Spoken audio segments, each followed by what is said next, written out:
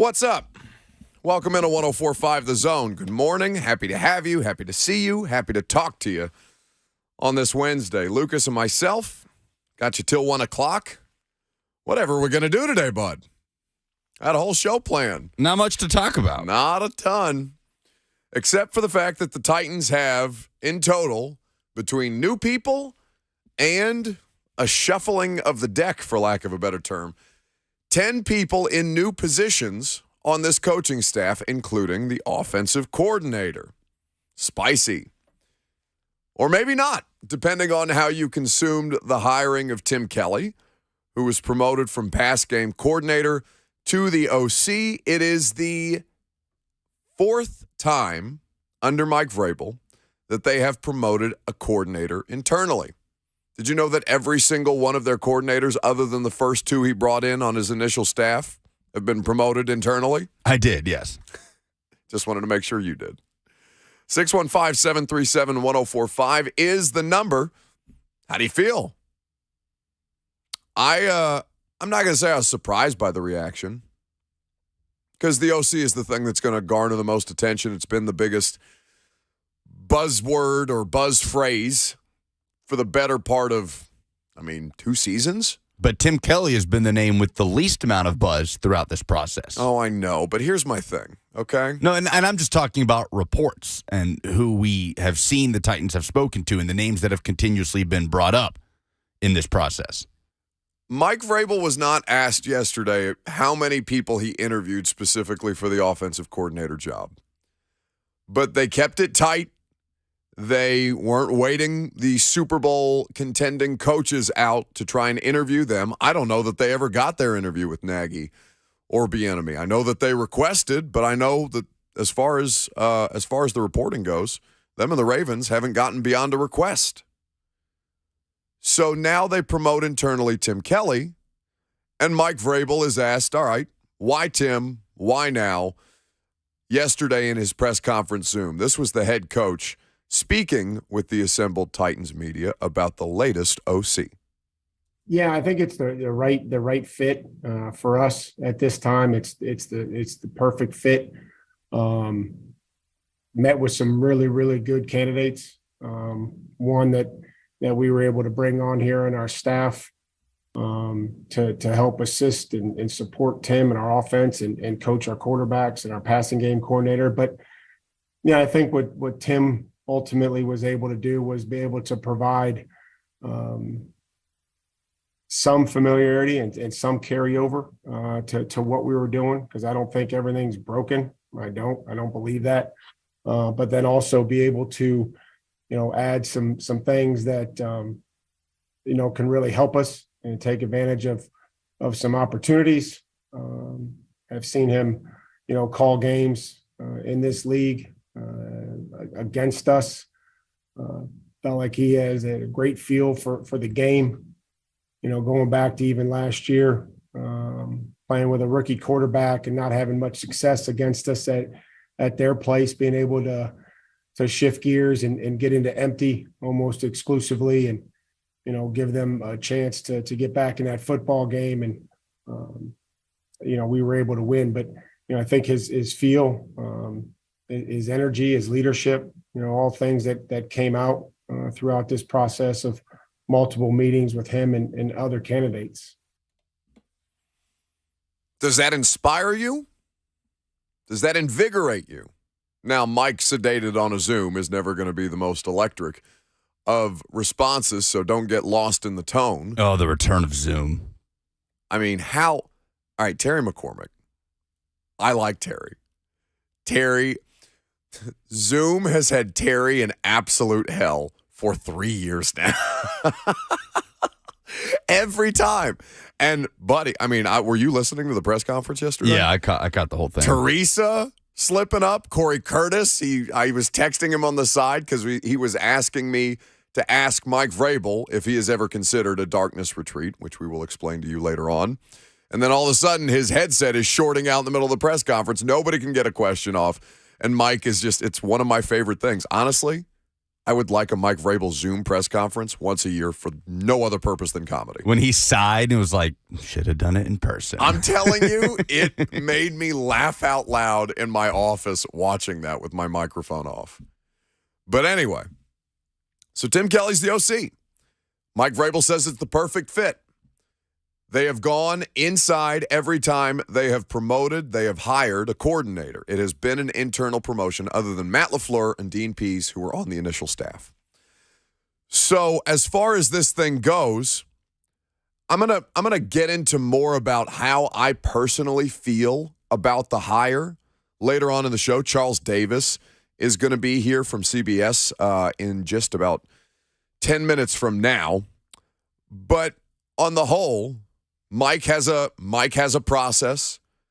How expansive it wasn't very well reported on, and I'm not just talking about locally, I'm talking about nationally. Like, people just didn't have a lot of details on who this organization was talking to beyond Eric Bieniemy, Charles London, Tyler Outen for a position that was not specified as a offensive coordinator, requests for Matt Nagy, and then ultimately Tim Kelly, who was mentioned at the start, and then really, I don't think Lucas mentioned again. No.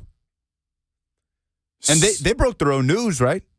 Nobody got it. Yeah. Now, I mean, they did it in the middle of Super Bowl, so like there's a million different things that people are running around on, so it's not lost on me that it was fairly strategic that way. Sure, but I look up at my email, and the Tennessee Titans are telling me who their offensive coordinator is, not Ian Rappaport, not Adam Schefter. I'm telling you, it's a real thing how tight-lipped they are, to their credit. It seems like they've been able to whittle that down over the years, which is advantageous for them, not necessarily for the people who consume news around them. Here's what I'll say, though. I think that there's going to be an interesting dynamic heading into the season now, because the whole thing at the end, 7 straight losses, you just kind of felt dead on arrival every time you showed up for a game. Every time they trotted out of the tunnel, it was just no go. Some signs of life occasionally, but not really. Killed a lot of buzz around them, understandably so. You miss the playoffs the way that you do. You peter out that way after starting 7-3. You don't deserve for there to be excitement around you. And the thing that you thought might engender, if not better football, goodwill towards the fan base is what they did in not retaining Todd Downing at the end of the season. And instead of, making a splash hire, a flashy name, a name who you would associate with success right now, basically what their general manager was, they went internal. It's what Mike's more comfortable with after talking to, in his words, a variety of different candidates. And all of a sudden, he's back out here with, well, I think it's the perfect fit. And I think the thing that caught me up was him talking about how it's not broken. And one, he has to believe that. Two, I think it's a tough sell given that they were, literally broken over the rest of the NFL's knee for 7 straight weeks in ways that were disastrous in different ways, it felt like, every time they were on the field. So I get it, and we're going to talk about more, or you're going to hear more of what Mike Vrabel had to say about this particular hire, how the process led him to it. We'll take your phone calls as well, 615-737-1045 before Charles Davis joins us. Gil, calling us from California up first. Hey, Gil. Hey, Buck, what's going on? Not much, boss. All right, well, what I want to say is I'm optimistic about the hire. I feel that he was there and he was able to watch everything that Todd Downing did wrong, and, he can come in and correct it. And I just think that a lot of the fans just have to give him a chance and know that it's a big difference between being an offensive coordinator and a passing assistant. When he came in, Todd Downing had already established his offense. So I think he really gave Vrabel a good interview. He was a head coach before. And, all you have to do really He's an is OC before, not a head coach, an OC. An OC before. Well, all you have to do is, if you can get a good passing play where you can get maybe 6 yards on first down and have Derrick Henry with let's say, 2nd and 4, it'll be a completely different team. And play calling was just a big factor in why the Tennessee Titans wasn't good last year. And I think that this inside hire with somebody who's been able to evaluate everything is just great. And I want to give a shout out to Amy Adams for giving a lot of the minorities a chance. I like the women that they hired. I like Ron that they hired. And I was a Houston Oilers fan. Hey, Gil, I appreciate the call, but it's 60 seconds on the clock, or we got to hit you with the music. All good points. We'll talk about them with Charles Davis of CBS Sports coming up next.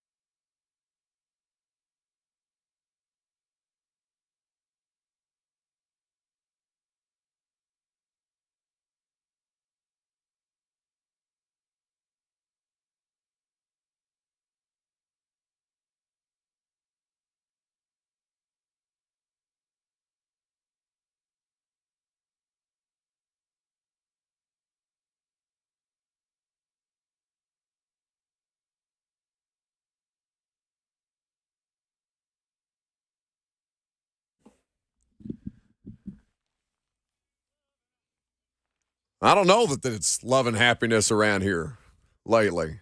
Titans hire an OC, make a bunch of different staff changes. Mixed reviews from the fan base, it would seem. Happy to take your feedback on it. 615-737-1045 before Charles Davis joins us. Patrika in Smyrna up next. What's happening? Hey, how are you guys doing today? We're doing great.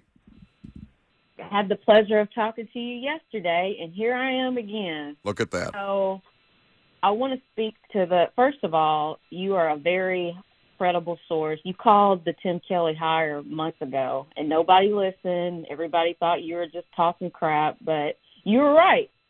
They hired him, and I just want to speak to that. I feel like the reason why a lot of fans are upset about the hire is because it was made known to us yesterday that Tim was involved on the first and second down offensive scheme. He didn't call the play, but he was involved. And they're also looking at the fact that he was passing game coordinator, and we were 30th in the league. So I think with his record with the Texans, I think the first year he was 10-6, and then second year 4-12. Last year with them 4-13. So I think they're just looking at it that we didn't go outside, and they feel like we can expect the same thing. So that's my thoughts on it. I mean, honestly, I feel like we should give them a chance, but we don't really know what to expect. And personally, I feel like Vrabel may have taken too long to fire Todd Downing, so we really don't have an idea of what Tim Kelly is like. So what are your thoughts? I'll hang up and listen. Thank you for the call, Patrika. Hit me with a hang up and listen. I love it. Well, I think there's a lot there, right? So it fits a pattern of behavior, and I think that the way that it's gone about, he was responsible, and you'll hear from Mike Vrabel on that later on in the show. Tim Kelly's responsibilities on first and second down in particular, we will get to a little bit later. Too much credit for you by Patrika there. Sure, I got to say. Yeah, I know it feels dirty, doesn't it? Because at the start, yeah, that was that was your call. You also said Todd Downing will be back, and then when I asked you, is Tim Kelly still the favorite? You said no. So just have to make that right. I said I didn't think there should be any favorite. Whether you choose to listen to me or not is completely. Well, that's just another matter. Okay. Meantime, let's bring some actual credibility to the show. Charles Davis from CBS Sports is here. What's happening, Charles? Hey guys, how you doing? And that's awfully kind of you with the credibility thing. I'm still working on that part. Well, it's better than us. We're just bickering for 3 hours a day, Charles, and then maybe occasionally we say something that's right.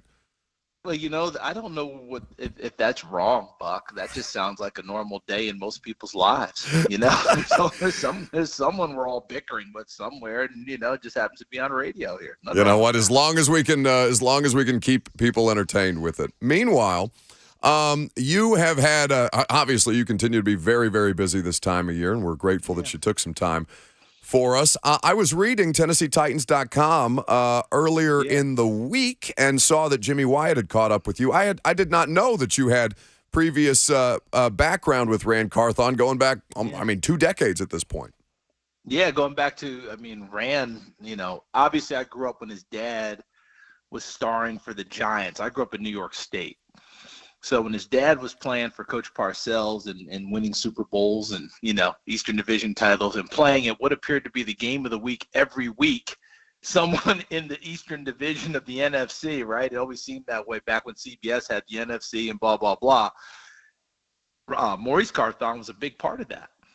And then he went into coaching and, he's been around the league forever. And then I caught up with Rand as a running back at the University of Florida when I was working, I believe, with Jefferson Pilot. I think it was back in that time frame. I was working with Jefferson Pilot and who knows what. But seeing him play, calling games either as a sideline reporter, so I wasn't calling the game, but I was a part of it. There might have been the occasional booth game. And then just his career as he went into scouting, working his way up through. At each stop, we always managed to maintain a relationship and keep in touch. And to see him come up through, the best way I can put it, it feels like what we were taught as kids. When you go to school and whatever teacher, when you brought the apple to school and they told you, class, You can do whatever you want if you work hard, do the right things, all of those other things, right? The American dream. You can live it out. Now, we all get to what our American dream is, our version of it, so many different ways, right? But that's what was sold to us as youngsters. In a sense, Rand Carthon has come up through the American dream.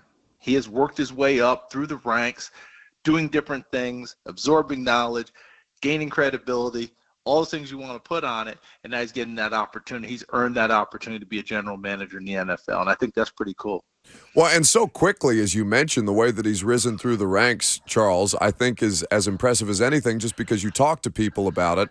And the level of relationship building that this guy clearly emphasizes, it's not terribly common for personnel people that way to have such close relationships with their players, where the players are celebrating the fact that the general manager now has the job that he's in. Yeah, that is so true. That's a really good point, because oftentimes you need to keep a little bit of distance, because you may have had a good grade on a player and brought him in, and you may get him there and realize he's not what you're looking for and might be in the group that votes, yeah, we should probably cut him. So those types of relationships are very difficult to navigate, and we're always very careful. I'm sure most people are very careful about just how close you get at times and how does that work. I always think about, University of Florida, Jeremy, why am I blanking on his name? The former athletic director there. He brings in Ron Zook. If you guys have the name, please give it to him, because I feel like such an idiot. I know I'm like crazy. No, Lucas and I are looking at each other, trying to scramble in our own heads. Go ahead, get some report. Come on, get some research going in there. Come on, Lucas. But anyway, he was the athletic director before Scott Strickland takes over now at the University of Florida. Jeremy Foley, God. Hey, Lucas. Next time, don't worry about the research. I'll take. This is why Charles is the best. He's faster and he's quicker than both of us when we have the entire internet at our disposal, and we're Googling things like idiots. I had barely typed the F in Florida, Charles. Unbelievable. I appreciate that. My point is, Jeremy Foley was the athletic director of the University of Florida. You remember when Steve Spurrier left, right? Yes. Now it's going to be this national search, and probably, and if Jeremy were sitting here, he could give me better details, but I would tell him from the outside in, I would tell him his mistake in doing what he did was he was too public, because Bob Stoops was a big name at the time. He actually flew to meet with Stoops for Stoops to tell him no, right? Mike Shanahan was a big name, former Florida guy. He goes and visits with him, and everyone knows all this stuff. And he hires Ron Zook. And it felt like a big thud. Okay, why? Because the names were so big before. But the big reason was he was shooting at the targets he knew weren't going to get the job or going to take the job. And he wanted Ron Zook because they had a really, really close personal relationship. The day he had to fire Ron Zook, I'd be surprised if Ron Zook's talked to him since that day. And this is what happened. So that's my whole point of all of this, which your point started with, Buck, is when you have these personal relationships, they work really well until, as my old college coach John Majors used to say, they work really well until they don't work, because something goes haywire, something goes wrong. Yeah. That personal closeness doesn't allow you to do everything the way you see it. Look at Will Ferrell and Adam McKay. They've done everything together in the movies and what have you, right? Yeah. Will wanted a certain role. Adam wanted to give it to someone else. Didn't tell Will it in advance. By lore, by what we're reading, Will Ferrell's not speaking to Adam McKay. It's very public. Like that's such a great analogy to use, and I feel like most people will understand it. But that's a fantastic point. And the irony, by the way, Charles, not lost on me, that they just hired an offensive coordinator here yesterday, officially, along with a bunch of other changes to the coaching staff. And Mike Vrabel, obviously with a very, very big decision on his hands, promotes internally again with former passing game coordinator, now offensive coordinator, Tim Kelly. Now, Mike has a good reputation as being able to identify talent where the coaching staff is concerned. But that fourth consecutive internal promotion at a coordinator position, Charles, that's not lost on me here. Yeah, and for some people, it's the way that it works, and it works best that you keep training the people below for them to be ready to take over, and that way you don't have to retrain them. You don't have to go out and get anyone. In a sense, I would say, guys, my analogy to that would be, look at the hirings recently of Nick Saban. Okay? He brings Kevin Steele back. What is this, his third go with him? Yes. Okay? Offensive coordinator was a little bit surprised because he wouldn't get Tommy Rees.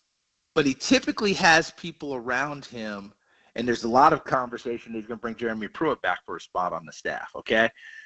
That people he's had before. Bill Belichick this past year on the NFL level, and me doing that, there's a lot of conversation that he made Matt Patricia and Joe Judge, the guys in charge of his offense, because these are coaches I don't have to train again. They know what I want. They know how I'm doing it. And we see this happen a lot with different people. With Mike Vrabel, the Tim Kelly thing is, my guess is that he knew him in Houston when they both coached there. My second thing is he brought Tim Kelly in last year. And he's so internal, yes, from last season, but he hasn't been with Mike every step of the way. So it's a different type of a deal, different type of grooming. And Tim Kelly's called plays in the NFL before. He's been around. He knows what it takes. He's done it, and not too shabby either. Okay, when you go back and look at it with Deshaun Watson in Houston and the whole deal, Bill O'Brien in the last days of that. Charles London, who he brought in as the quarterback's coach, passing game coordinator. Another tie for me. We actually worked together at Disney. If you can believe it or not, Charles was an intern at Disney's Wide World of Sports before he got smart and got into the coaching biz. And I think he's a rising star. And this is a job I know that he wanted. And one other thing about Mike Vrabel promoting internally, he also did due diligence interviewing other people outside the organization. He didn't just, make the move, here's the guy. He went and talked with people. He interviewed, Charles London interviewed as one of the offense coordinator slots. So a lot of that went to it for Mike to make this move. So, let's just say the last half of last year with Tennessee is such an aberration for me because they tend to make most of the right moves, especially in terms of personnel and the right people in the right spots. He's Charles Davis of CBS Sports. He's the voice of Madden. He's the main man, kind enough to give us some time here on 104.5 The Zone. So to that point, Charles, the emphasis on coaching in this particular Super Bowl, the matchups that we're going to see. Are you in Arizona, by the way? I will be there tomorrow night. I'm at home right now. Okay, enjoying some downtime before it all gets crazy. Yeah, before it all gets crazy. Yeah, I go there tomorrow night, Buck. Lucky enough to do the international broadcast. Excellent. Which goes to, believe it or not, 180 countries. And I have to tell you guys very quickly, when they told me that, this is going to be my 10th one. I've never believed it. I always thought it was one of those ones where they said you're doing the international broadcast, but the cord wasn't actually plugged in. and then last year, in the middle of the game, Kevin Burkhardt and I were doing the game. And congratulations to my partner, Kevin, doing the game for real now with Greg Olson and crew. I'm so happy for him. He shows me his cell phone, and he says, watch and listen, and he hits play. And it's a TV screen, and you can hear our voices, and it's the Super Bowl, and we're doing the game. And then he takes it back, and I said, where'd you get that? He goes, buddy of mine's in Thailand just sent it to me. That's wild. And that's when I went, oh, this really does happen, doesn't it? So anyway, sorry about that. I didn't mean to break you up. But I thought you'd get a kick out of it because the NFL is such a machine. Obviously the people doing the game are going to get an audience that's going to be well over 100 million people. And it's going to be here, I would assume Canada, parts of Mexico, England, I'm guessing, through Sky Sports. But the rest of the world, it's crazy to think about. Honestly, because always joke I'm hot in Liechtenstein, guys. Really hot in Liechtenstein. Well, listen, the first visual that came into my head is Cliff Kingsbury somewhere in Thailand listening to you on the international Super Bowl broadcast. My guess is that Cliff is still in Thailand. He's not listening to us. I mean, there is no way. We did get one year where it's me and Bob Papa. And Bob, does a lot of golf stuff. And I used to be a tournament director in the PGA Tour. And we were both getting texts from the guys. They were in, God, where were they? Not Abu Dhabi, but they were somewhere, Saudi Arabia or somewhere like that. And they're like, hey, listen to the game, watch the game. How's it going? There's Joe LaCava and all these other people just like, I guess this is real. So anyway, I'm sorry I broke you up. You were asking a question. No, I think it was interesting. I'm just curious your thoughts on this chess match. I'm lucky enough to do a weekly X's and O's podcast with Greg Cosell, Charles, and the way that Greg's oh my God, he's one of the best. But I'm curious to get your perspective on what we'll see from two teams who have very, very different styles at this point, but are both deadly in different ways. Yeah, for once in my life, I'll try and hit it quicker, okay? Kansas City, they are built defensively to play like Indianapolis was when Peyton was running the team, 14-point lead, okay? So to me, it's imperative they get out and play from the front. Break from the gate, make them chase, okay? If they can do that, that's a big deal for them. Kansas City played much better on defense against Cincinnati, played the run better than maybe expected, et cetera. But Philadelphia is really invested in running the football. So that's a whole different ball game and a whole different offensive line that you're dealing with. They need to play from the front because that is what will make their defense better. That plays to the strengths of their defense. Offensively, they may be down a few receivers. Kelsey's going to be the guy. Mahomes is going to be a little bit better on the ankle. He's got to be Patrick Mahomes plus in this one because Kansas City, while they can run the football, it's not a like of theirs. It's not what Andy Reid wants to do, and he's not going to press it. Like, if you're not getting much going, okay, go ahead, Patrick, throw it. That's what they're going to do. Can guys continue to step up? Marquez Valdez-Scantling played the best game of his life last week. All right, 2 weeks ago, I should say. The best game of his life. You know why? He didn't have any drops. He caught everything. That's unusual for him. Can he continue to do that? They're going to need it. Flip over to Philadelphia. Their thing is dominating both sides of the line of scrimmage. Yeah. Best offensive line in football, best pass rush in football. That's how they win football games. Now, offensively, they will beat you up running it, but their MO is I've watched them this year and had them twice. They want to throw it first, come back and beat you up and run it later. They don't want to start out the game run. They want to let Jalen Hurts throw against the early downs. People crowding the line of scrimmage, anticipating run, and try and get him some easy throws early. And then don't forget Miles Sanders, Boston Scott, playoff Kenneth Gainwell, as he's calling himself now, okay, out of Memphis State. And then Jalen Hurts is the X factor because he is a true runner. Patrick Mahomes is a scrambler. Two different deals right there. That's how I'm seeing this ball game. I just think Philadelphia overall, a stronger unit because I think they can take charge of the offensive line, defensive line.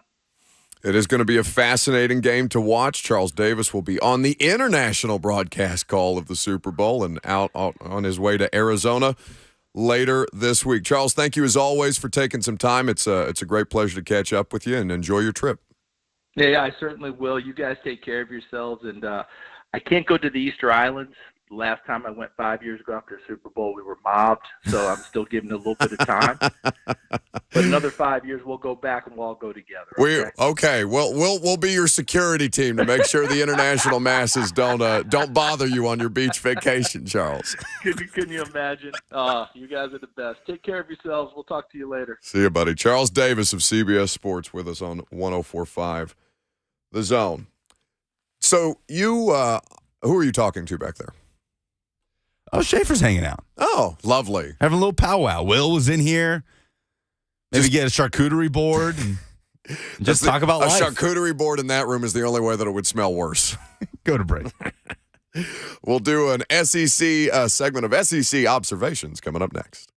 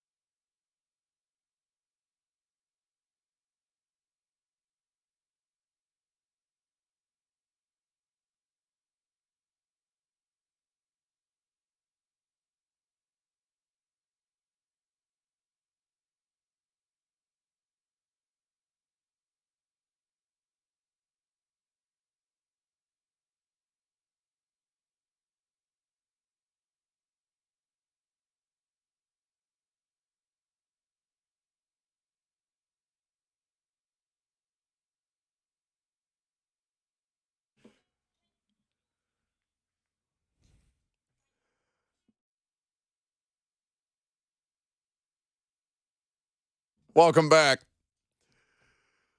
We're harassing each other during the break. Mac Morey, the Chiefs fan, is running around in the production studio. What are you just inviting everybody to come hang out with you? Are you that bored? It's an open invitation. Yeah, we've had. You're not doing anything. Will and Schaefer and Mac and Bert will pop in here at some point. Oh God.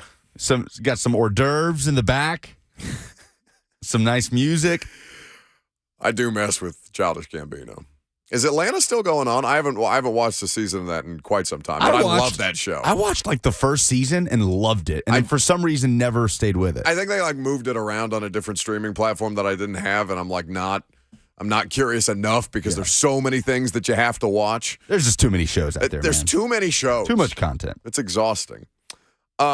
Speaking of too much content, how about some SEC observations from an interesting college basketball week? Interesting college basketball night. I watched a ton of college. I watched like 4 hours of college basketball last night. It started with UConn blowing out Marquette on the road. Watched the back half of your Hoosiers beating Rutgers. I got to say, I know this is not SEC related. I am thoroughly enjoying watching Indiana this season. There is something very Trace Jackson Davis. Don't say that out loud. What? I can't handle the IU thing. Yeah, somebody enjoying Indiana basketball. Don't do that to me. No, having no like biases towards Indiana one way or the other. There is something very aesthetically pleasing about Indiana and that environment in Bloomington when they are beating, top 10 teams, Big Ten opponents. That is just fun to watch. And Trace Jackson Davis is fun to watch. Last night, what he did on the offensive boards, not only following shots, following misses, but the stickbacks, Trace Jackson Davis was doing everything for Indiana last night in that win over Rutgers. And they're hot right now. Did you feel slighted by the fact that IU only jumped 3 spots in the top 25 despite beating the number 1 team in the country? No, not after the way that they lost to Maryland. I mean, it's a Big Ten road game that they dropped. I did not think I need to see a different level of consistency from them, which, by the way, that's a generality that we can use about any sports team ever or any player ever. But it's true as far as I think Tennessee fits this category offensively, like somebody you can rely upon consistently to get shots, to create for themselves. Trace Jackson Davis, I think, has really done well to become that. I did not have us doing an Indiana basketball segment in the middle of SEC observations. Well, I will do this. Speaking of SEC observations, I did watch the entirety of Arkansas's 88-73 win in Rupp Arena over Kentucky. Speaking of players that are fun to watch, Anthony Black, the Arkansas point guard, 38 minutes, 8 of 15 from the floor. He had 19 points, 4 rebounds, 5 assists, 5 steals, and a block. He was all over the place and giving Kentucky fits. They were outscored 47-33 in the second half as Kentucky was only down 1 at halftime. They were just completely boat raced in the second 20 minutes. So Kentucky, who had built up some momentum in SEC play, they fall to 7-4 in conference play. It's been this way all season, but the regular season championship in the SEC is a battle between Alabama and Tennessee right now. Tennessee needs Alabama to slip up at some point, and Tennessee would probably need to beat Alabama in Knoxville. I believe that game's a week from today in order to contend for an SEC crown. Tennessee at Vanderbilt tonight. See if Memorial Magic can help out the Commodores, who have lost 11 straight against Tennessee in this series. Vanderbilt's got to be, at this point, desperate to knock off Tennessee at some point. I heard Liam Robbins yesterday speaking with media, said this game is absolutely personal. This was a scrappy game, was a chippy game last year at Memorial Gym. So I don't really know what to expect tonight with Tennessee and its offensive woes that it's had in the last 2 outings against a Vanderbilt team that we just can't get over that hump of mediocrity, that 500 hump. That's the thing. Like Tennessee has these lulls, but at least they finish. Like the Auburn game, as gross as it was, especially the first half offensively, like they did enough to finish out these games. And again, defensively, they have been more consistent on that side of the ball and just generally trying to keep themselves in these games. I think Vanderbilt can totally keep it competitive, but it's such a lame sports talk radio thing to do to Vandy, but they don't finish games.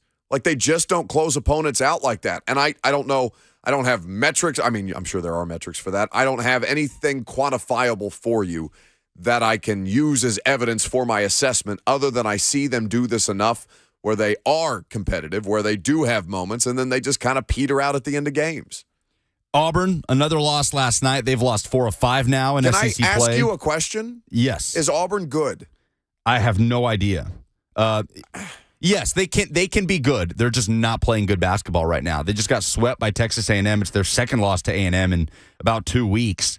Yeah, Auburn is kind of bottoming out at the moment, which is what Arkansas did at the start of SEC play. And Arkansas played probably its best game so far in league play last night, scoring 88 points in Rupp Arena and forcing fans to leave before the under 4 timeout in Lexington. So Arkansas is now starting to play good ball. Auburn will have time to turn it around, but there's no question this is their worst stretch of the season. And the one team that's just not being talked about in this SEC race is Texas A&M. 9-2 after beating Auburn last night, 17-7 overall. Their strength of schedule hasn't been great. They haven't played the top of the SEC yet, but I don't believe they've played Alabama yet. I might be wrong on that. I can double check their schedule. So you're looking at Alabama at the top, undefeated in conference play at 10-0. They are hosting Florida tonight. Texas A&M at 9-2, Tennessee at 8-2. Well, they'll look to get to 9-2 tonight at home against Vanderbilt. We will do the dumbest thing in sports this week. Coming up next, 615-737-1045 is how you submit your nominees. I will tell you that the hiring of Tim Kelly is going to be involved in my dumbest thing in sports this week. I'll tell you what angle we're going to take coming up next.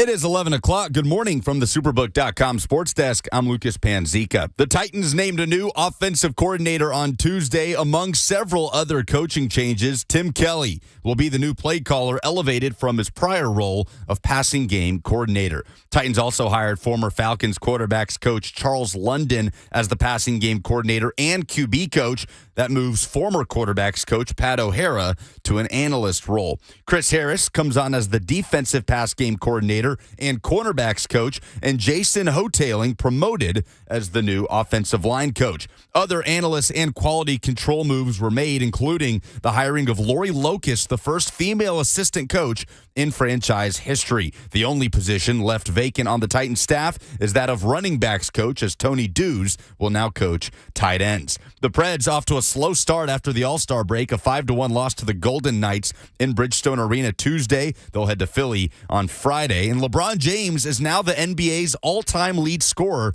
a bucket in the third quarter of the Lakers' loss to the Thunder last night, pushing him past Kareem Abdul-Jabbar. For all your foundation repair and waterproofing needs, visit USSTN.com. Breaking news at once in your home for the Titans and Vols. This is 104.5 The Zone.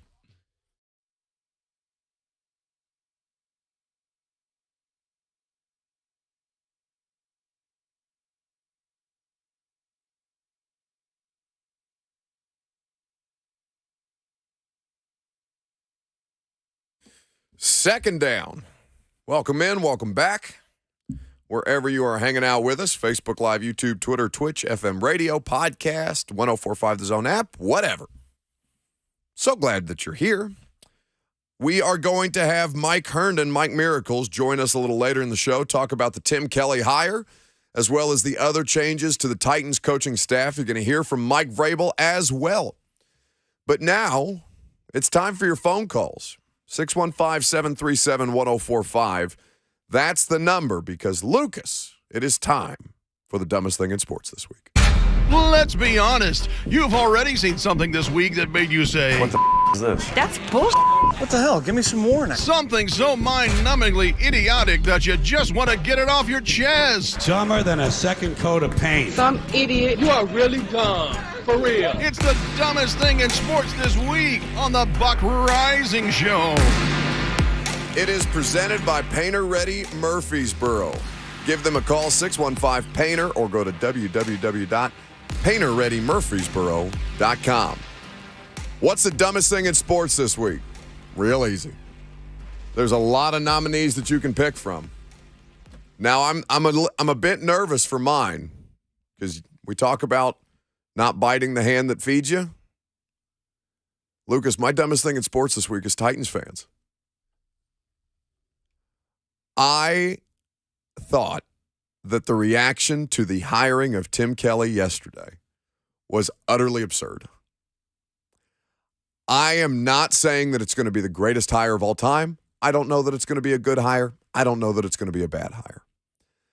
But for the reaction of people, not all Titans fans, it's important to say, but for the reaction of people who spent a whole season complaining to me or others that they wanted Tim Kelly as the offensive coordinator while Todd Downing was still on the staff, that Tim Kelly was calling the good offensive plays and Todd Downing was calling the bad ones, for you to spend a full season clamoring for just that exactly and going back to this summer, and then when you get what you want, lose your minds as if this is the thing that is directly going to keep you from winning a Super Bowl.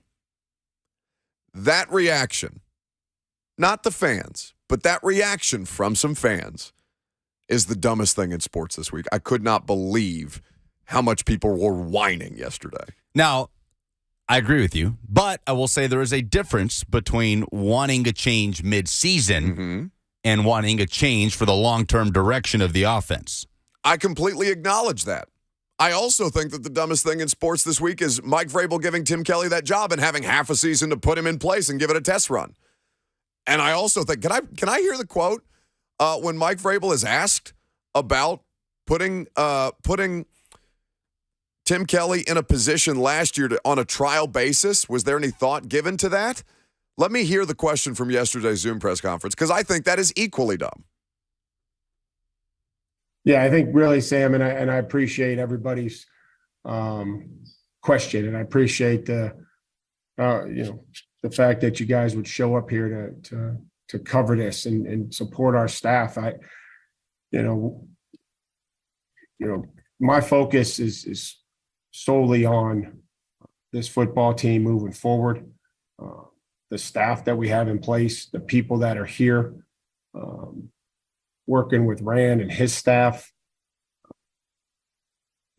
communicating with our players, finding which ones we're going to bring back and potential free agents and who we're going to add and putting together a great, scheme and playbook and how we want to install and, how we can make it player friendly and ideas on teaching, not about where we were in, October or, the state of the team in December and what we went through then. That was a response to a question that Mike Vrabel was asked when he said, yeah, if we change things around like that earlier in the press conference, if we change things around with Tim Kelly and Todd Downing, he didn't think it would make a difference. While on a Zoom press conference explaining to us why he just hired internally the guy who last year wouldn't have made a difference. And listen, people misspeak all the time. I'm not hammering Mike for that specifically, but just a degree of self-awareness on that when we circle back around to ask him, hey, can you kind of explain what that means a little bit? And then he just immediately defers to, well, we're not here to talk about last season. And okay, whatever. I get that. I think that both sides can be so. I think that Titans fans could have a different expectation after the season ended and Todd Downing was fired than the expectation that they had of the coaching staff to make a change mid-year. I think that's fair. But I do think that the reaction, having no idea what kind of job this dude is going to do and just condemning him, many of you, out of the gate, I'm not here to wag a finger and preach at you, but come on. I don't know if you heard Teresa Walker this morning with Ramon, Kayla, and Will. She had an interesting take on this, on why the Titans would not pull that trigger, besides the fact that Mike Vrabel just generally doesn't want to make those type of changes midseason. There's a lot of coaches that don't want to do that, by the way. Teresa talking about basically how they just needed the coaching manpower with the amount of players that were being cycled into the facility due to all the injuries just to get guys caught up was part of the reasoning from her on why the Titans would not have made that move midseason with all the turnover that was already happening on the roster to also make that happen on the coaching staff. I don't disagree with that as a theory. I think that does make a lot of sense, but here's the thing, all right? People are not interested in excuses for them. They lost 7 straight games. Those are the facts. Yeah. And so while I think that's a completely reasonable explanation of what may have happened or why they may or may not have done things, the results are what you're going to focus on, rightfully so. That final result, you still had a chance to get into the postseason, and you blew it. Now, the officials might have helped you blow it, and there might have been some other things involved that blew that for you, but it doesn't matter at the end of the day. Nobody cares if Josh Dobbs had an incomplete pass or fumble if the result is the same and you miss the playoffs. But they're not going to get caught up in all of that. I think it's just about what most recently happened to their football team, which was an epic collapse. So I think it's reasonable to look at the Tim Kelly hire and think of it as uninspired. But that doesn't mean that it's a bad hire. It's just not the thing that's going to light a fire under you and get you, running circles around the Nissan Stadium parking lot like I think Rand Carthon did for you, because it's just something different. You don't know, right? You think you know what Tim Kelly is, when in reality you have no earthly idea. You have a sample size in Houston. You have some first and second down efficiency numbers to look at the Titans passing game, which we know now Tim Kelly was directly involved in. But not calling. Again, I say to you, the reaction, not Titans fans, but the reaction of some of you was the dumbest thing in sports this week. Take a beat, 20 deep breaths, or 10 short ones, whatever makes you happy. Namaste. I'll keep it with the offensive coordinator theme, and we talked about it a little bit with Josh Pate, but I've come back with numbers.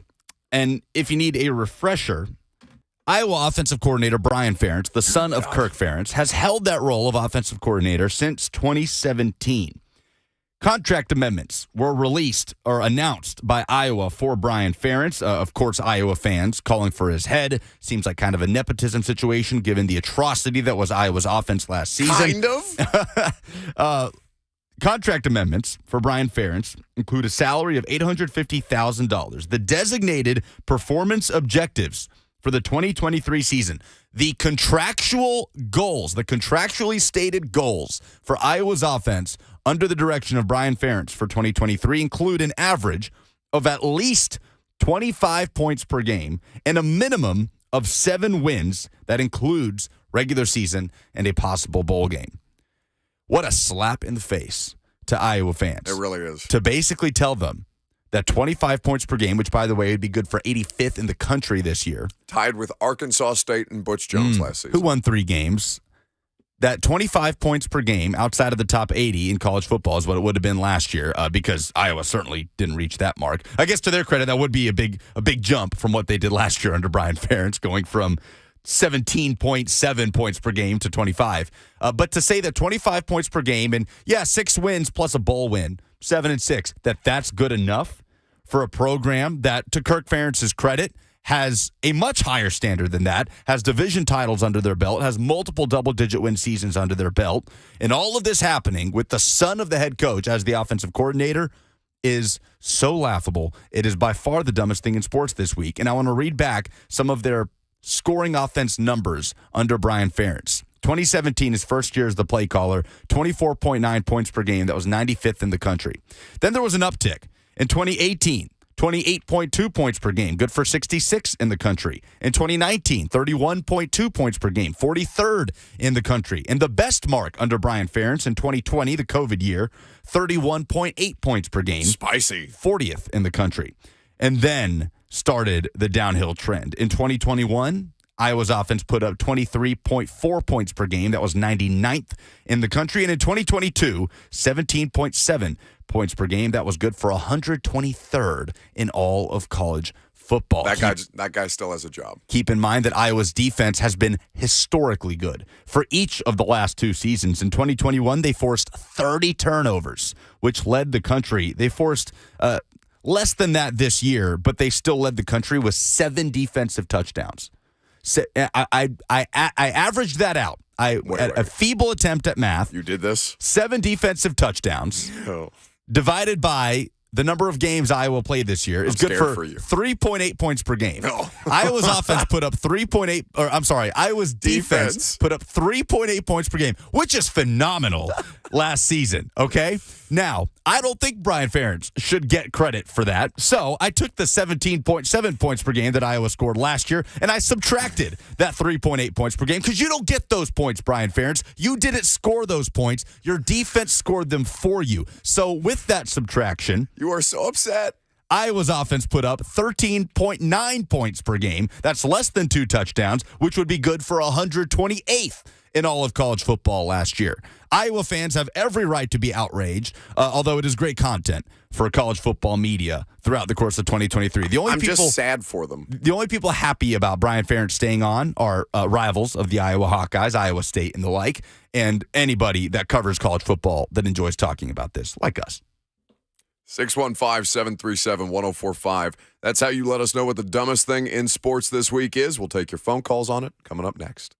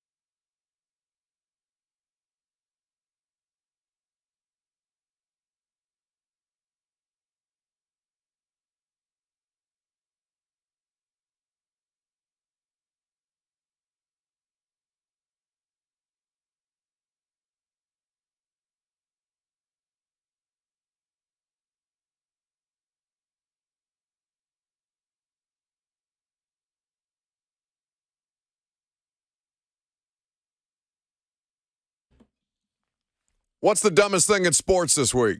It's real easy. 615-737-1045 is the number. Robert has appeared from the shadows. We'll get his in just a little bit. Meanwhile, your phone calls. 615-737-1045. Lucas went with the Iowa Hawkeyes keeping Brian Ferentz, son of Kirk. That's about the only title he deserves, not like Game of Thrones style. And mine was Titans fans who had a contingent of Titans fans who had a very, I thought, immature reaction to the hiring of their newest offensive coordinator, right, wrong, or indifferent. Eric is up first. Hey, buddy.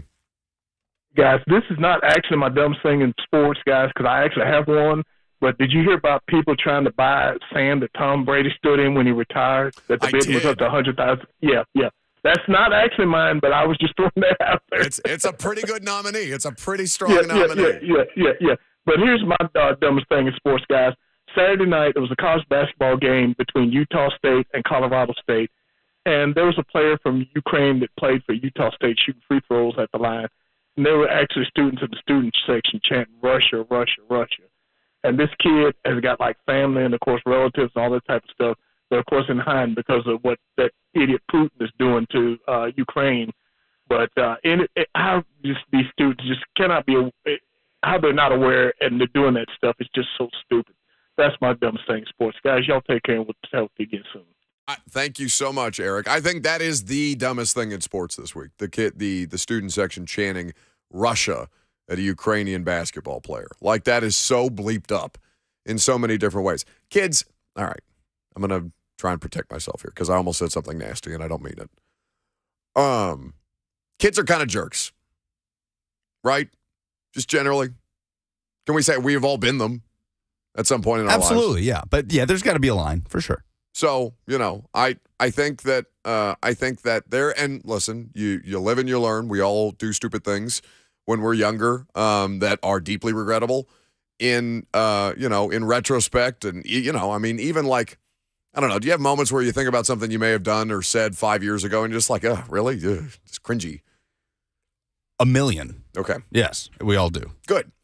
And that probably would have been one of them. Like, if you would have been. If you'd been a part of that, you'd think back to that time you were a student and you were in the student section when that chant happened. You're like, ooh. I'd like to think that I would not have partaken in that. Yeah.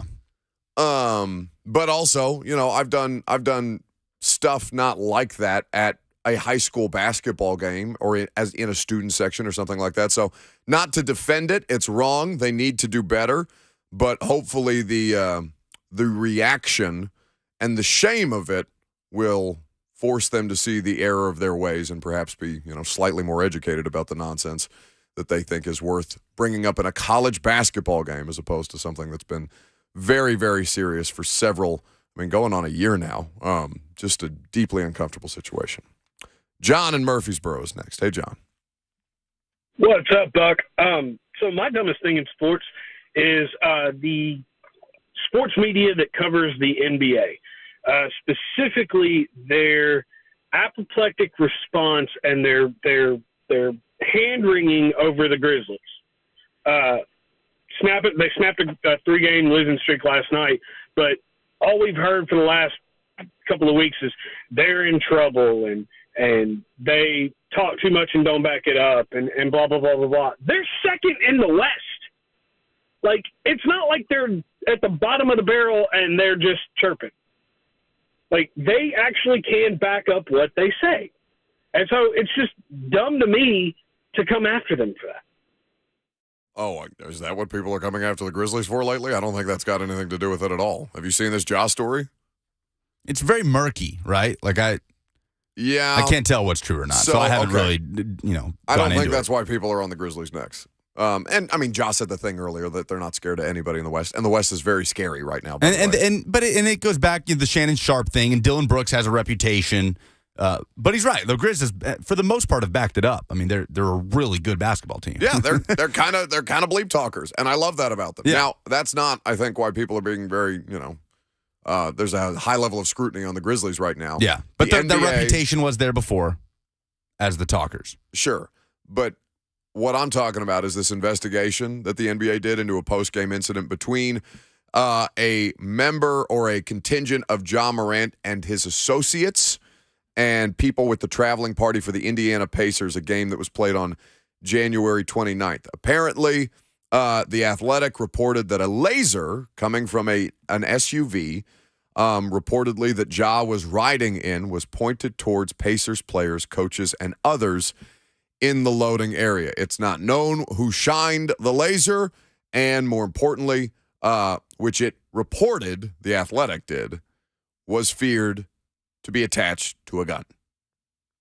So but there's been the NBA has taken some measures banning some of these unnamed individuals from FedEx Forum in the future. But it does seem like the reporting around it is very, very murky, and I don't want to speak ignorantly without all the details, but the idea that it's being floated that it was feared to be attached to a gun is, that's not something that you want around your sport or generally your post-game atmosphere.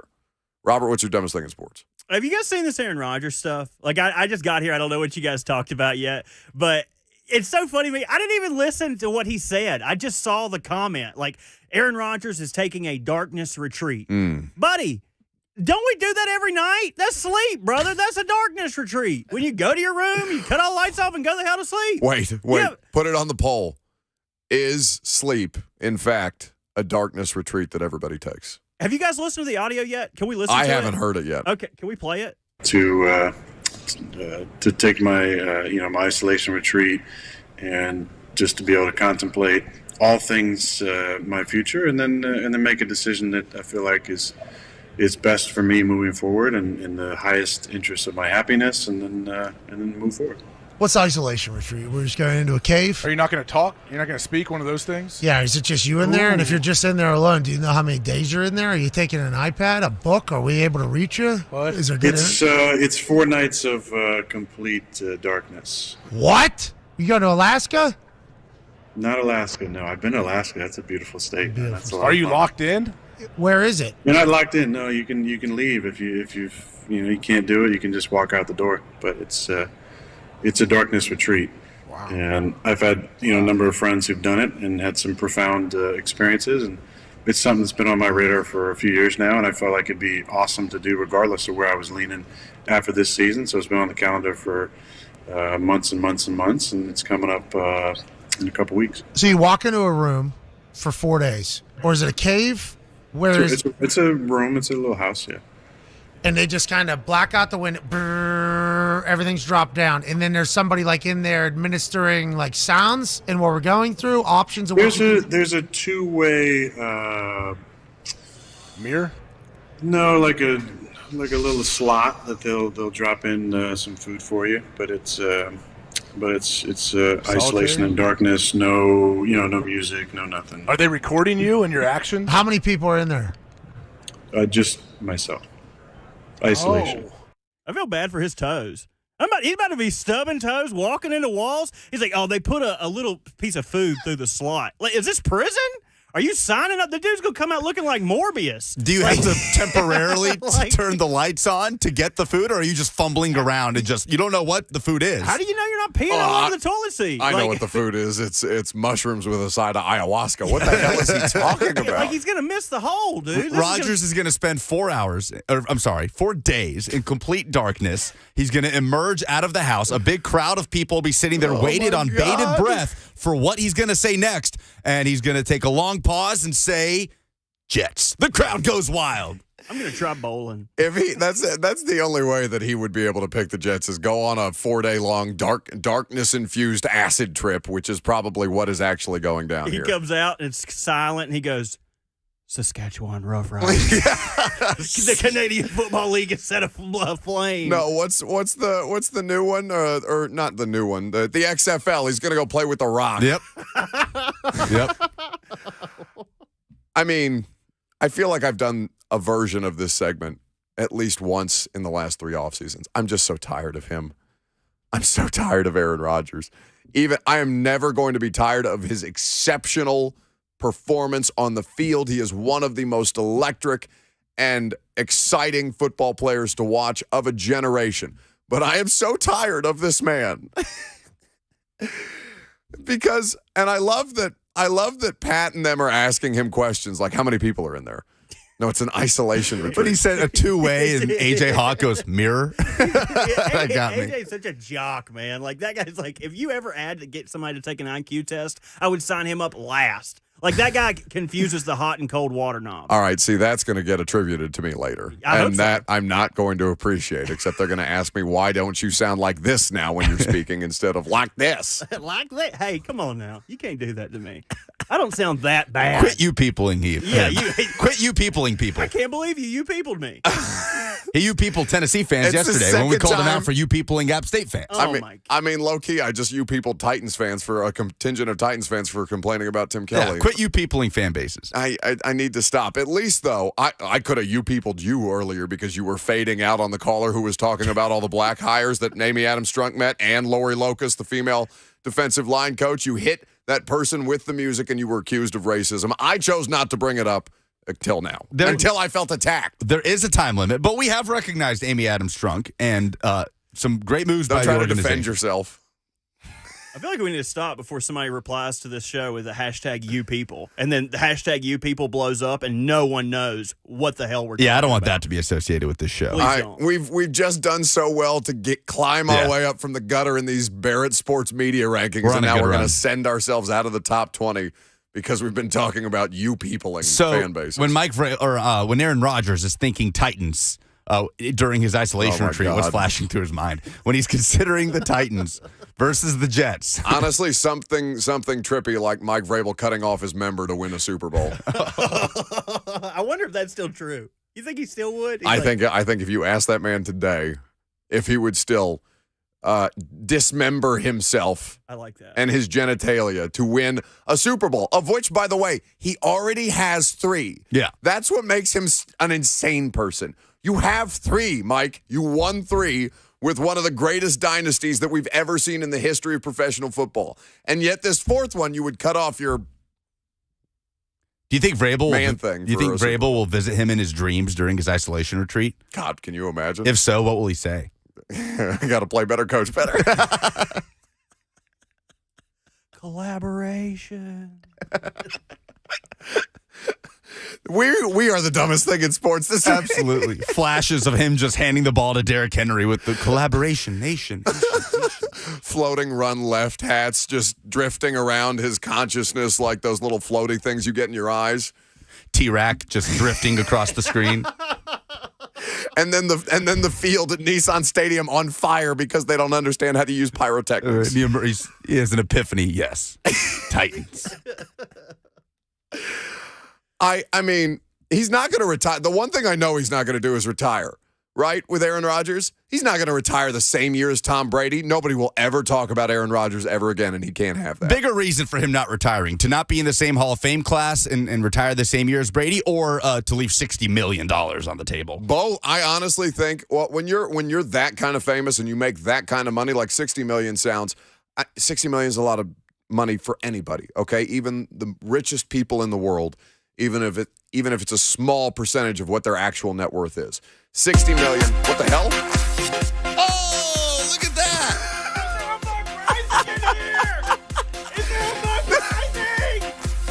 Wait, what is happening? Bottle service for Buck Rising. There's 4s on the bottle. You guys did not get us bottle service. We're number 4. We're number 4.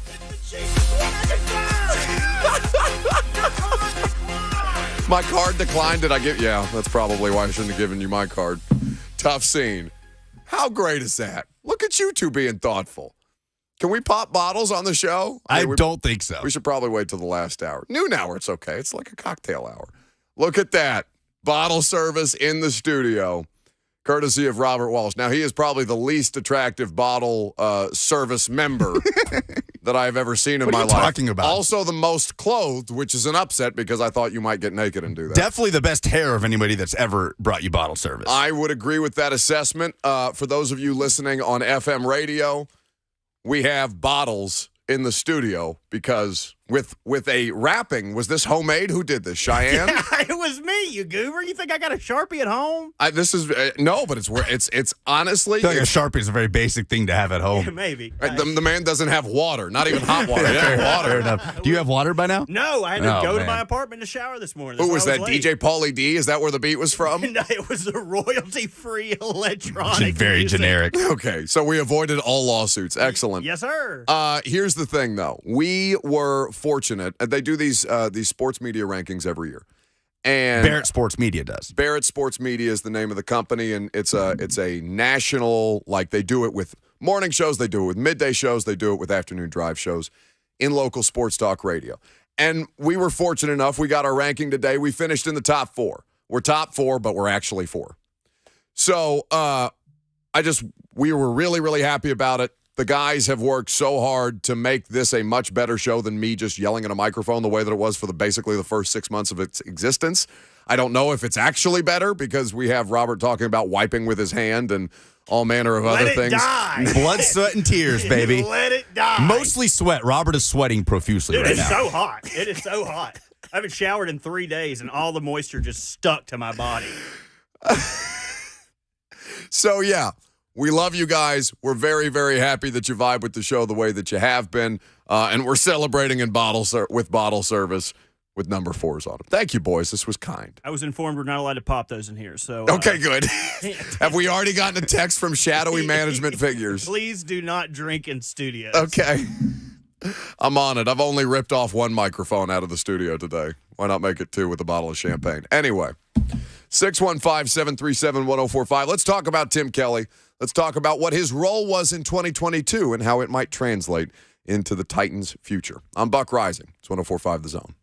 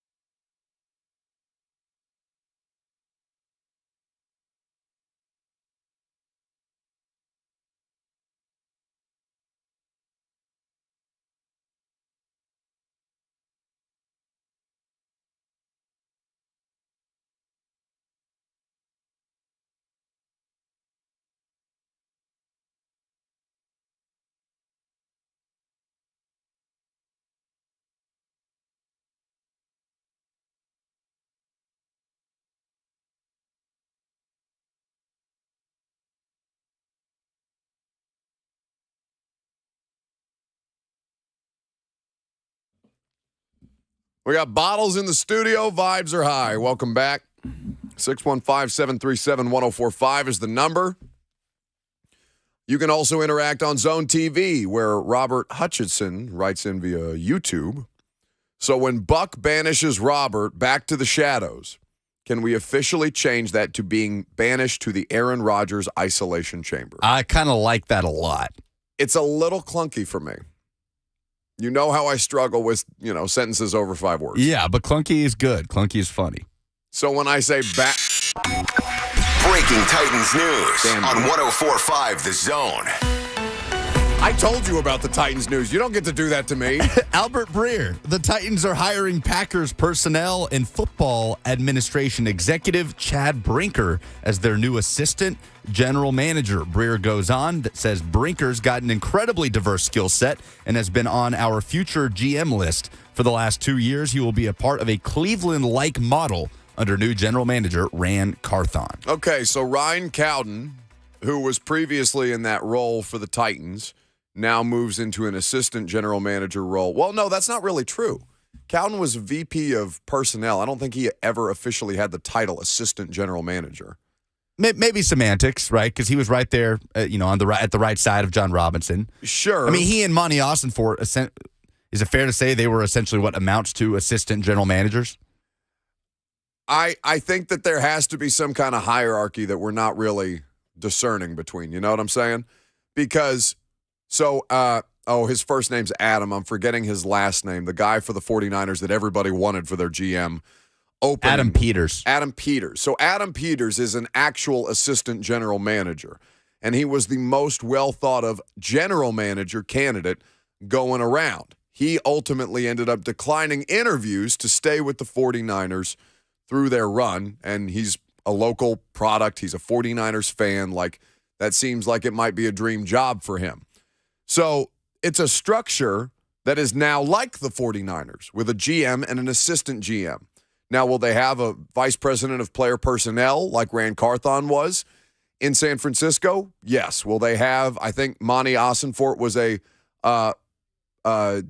charge of, was Monty in charge of player personnel? I would have to go back and look at, I don't want to get everything mixed up. Either way, they now have a structure that seems to be in keeping with what San Francisco has done and what Cleveland has done, which is an example that, you can cite rightly or wrongly for Cleveland's roster decisions as of late. Speaking of structure, I have something I want to throw at you. Please. So actually throw at me? You've already... Not literally. I thought you were going to throw an actual bottle at my head. So Mike Vrabel did not interview, but requested to interview Tim Kelly, correct? When he was the offensive coordinator of the Houston Texans. Yes, and was declined. He was declined. So he tried to bring Kelly on, or tried to approach bringing Tim Kelly on in one way or another. Ultimately, after Kelly and the Texan staff are fired when they hired David Culley, he does bring Tim Kelly on as passing game coordinator. Todd Downing is fired. Tim Kelly elevated to offensive coordinator. Mike Vrabel did interview Charles London, the former quarterbacks coach of the Atlanta Falcons. That has been documented, and he doesn't hire London to be the offensive coordinator, but he brings him on to be the passing game coordinator and the quarterbacks coach, moving Pat O'Hara to an analyst role. Does this to you indicate some sort of potential plan for the future, succession plan, with obviously Mike Vrabel's willingness to keep things in-house when it comes to his coaching hires? It would seem to set up well that way if you think that Tim Kelly is going to do so well that he becomes the next head coach to be hired away from your staff. Yeah, it could go one of three ways, right? Tim Kelly's the Titans offensive coordinator for years to come, or Tim Kelly is so good that he's hired away, or he doesn't work out and he gets fired. So let me take this a level further, okay? Because not only is that of note, but the other shifting of people already in place on the staff around kind of indicates to me, and Mike Vrabel said as much, the interest in trying to put people in more advantageous positions on his staff. So Jason Houtaling, forgive me if I'm mispronouncing that, the offensive line coach, he was already on the staff. He was promoted to now the head offensive line coach, for lack of a better term. Luke Steckel, formerly tight ends, moved to run game analyst, not run game coordinator, but analyst. Remember that he was interviewing for offensive coordinator jobs this last cycle, at least one. Pat O'Hara, pass game analyst, not pass game coordinator, like Lucas just mentioned Charles London And is. previously he was quarterback's coach. Correct. So London takes that role from him.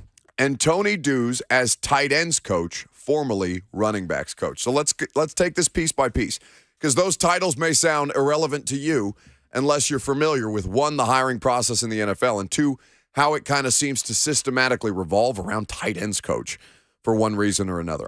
So Art and Downing we're both tight ends coaches. Malarkey was a tight ends coach. Like this is something that it's involved in the run blocking. It's involved in the pass game. Like it is one of the most integral parts before you advance to either pass game analyst or pass game coordinator, ultimately offensive coordinator. There's just been in years now added additional steps.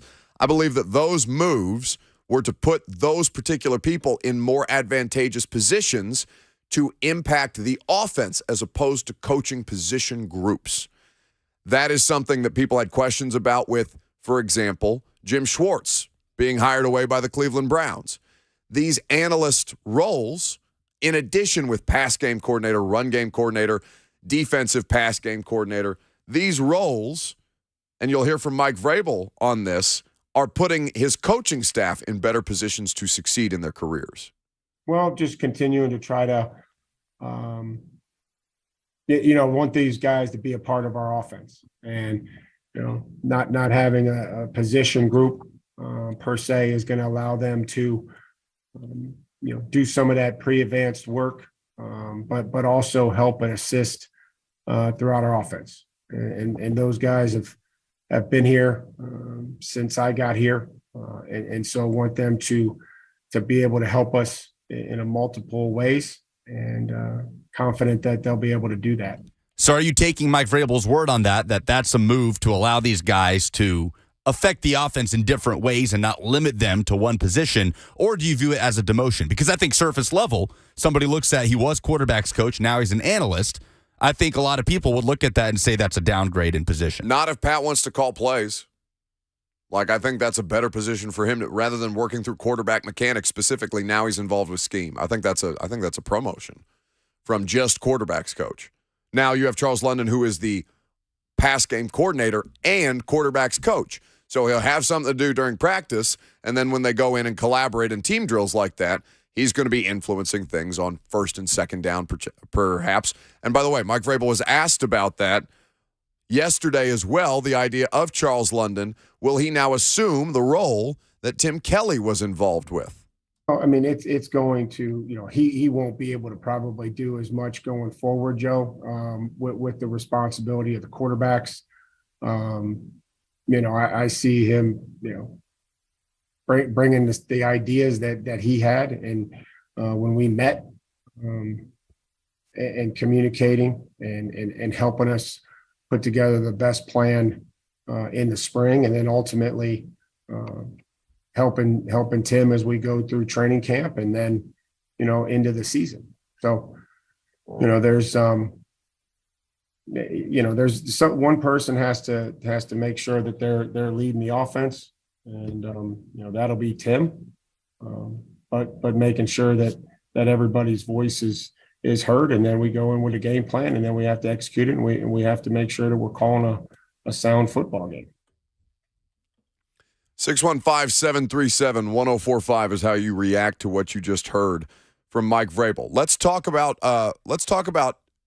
what Tim Kelly's role was in 2022, more specifically, to flesh that out. We'll do that here in just a second. Last thing on this. Charles London essentially is just one step below being an offensive coordinator, right? Yes. He's the passing game coordinator. He's the quarterback's coach. Correct. Now look to the flip side as we talk about potentially planning ahead or having pieces in place that can just fall into place when there are more shifts within the coaching staff. Chris Harris, interviewed by multiple teams to be a defensive coordinator, as a defensive coordinator candidate, including the 49ers, who ultimately go with Steve Wilks. Chris Harris in there, not as just the cornerbacks coach, but the defensive passing game coordinator. Mm-hmm. So this feels strategic to me by Mike Vrabel. They are finding new ways to incorporate new staff members in new roles to make sure, one, that they have basically a stock that they can pull from or not if they choose to, because Shane Bowen is going to continue to get discussed as long as the Titans defense is one of the teams that people look at and say, okay, what are the Titans doing on this particular week? What are they doing defensively? Because a lot of times it's regarded as different or more effective or more strategic than a lot of other teams. Shane Bowen is well thought of. I fully expect him, as long as they don't have, a cratering season, to be a part of the conversation around coaching searches next offseason. So to get Chris Harris on staff now, maybe he interviews for more defensive coordinator jobs next offseason anyway. But if you have to replace yours, you've got your Tim Kelly in-house. We'll talk about what Tim Kelly's role was for the Titans specifically last year. It's the most detailed answer I think we've ever gotten out of Mike Vrabel. I'm Buck Rising. It's 104.5 The Zone.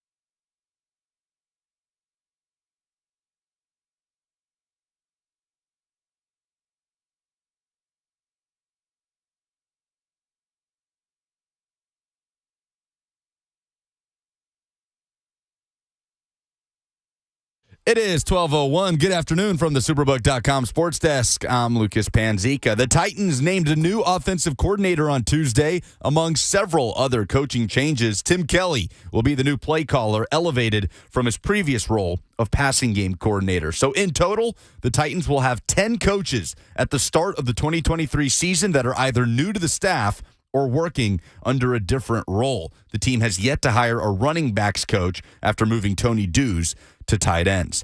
Tonight, the 6th-ranked Vols face Vanderbilt at Memorial Gym, looking for their 12th straight win over the Commodores. Tip-off is at 6 p.m. You can catch the Vol Network call right here on The Zone. 3HL will be broadcasting live from Radio Row at Super Bowl 57 coming up at 3 p.m. For all your foundation repair and waterproofing needs, visit USSTN.com. Breaking news at once and your home for the Titans and Vols. This is 104.5 The Zone.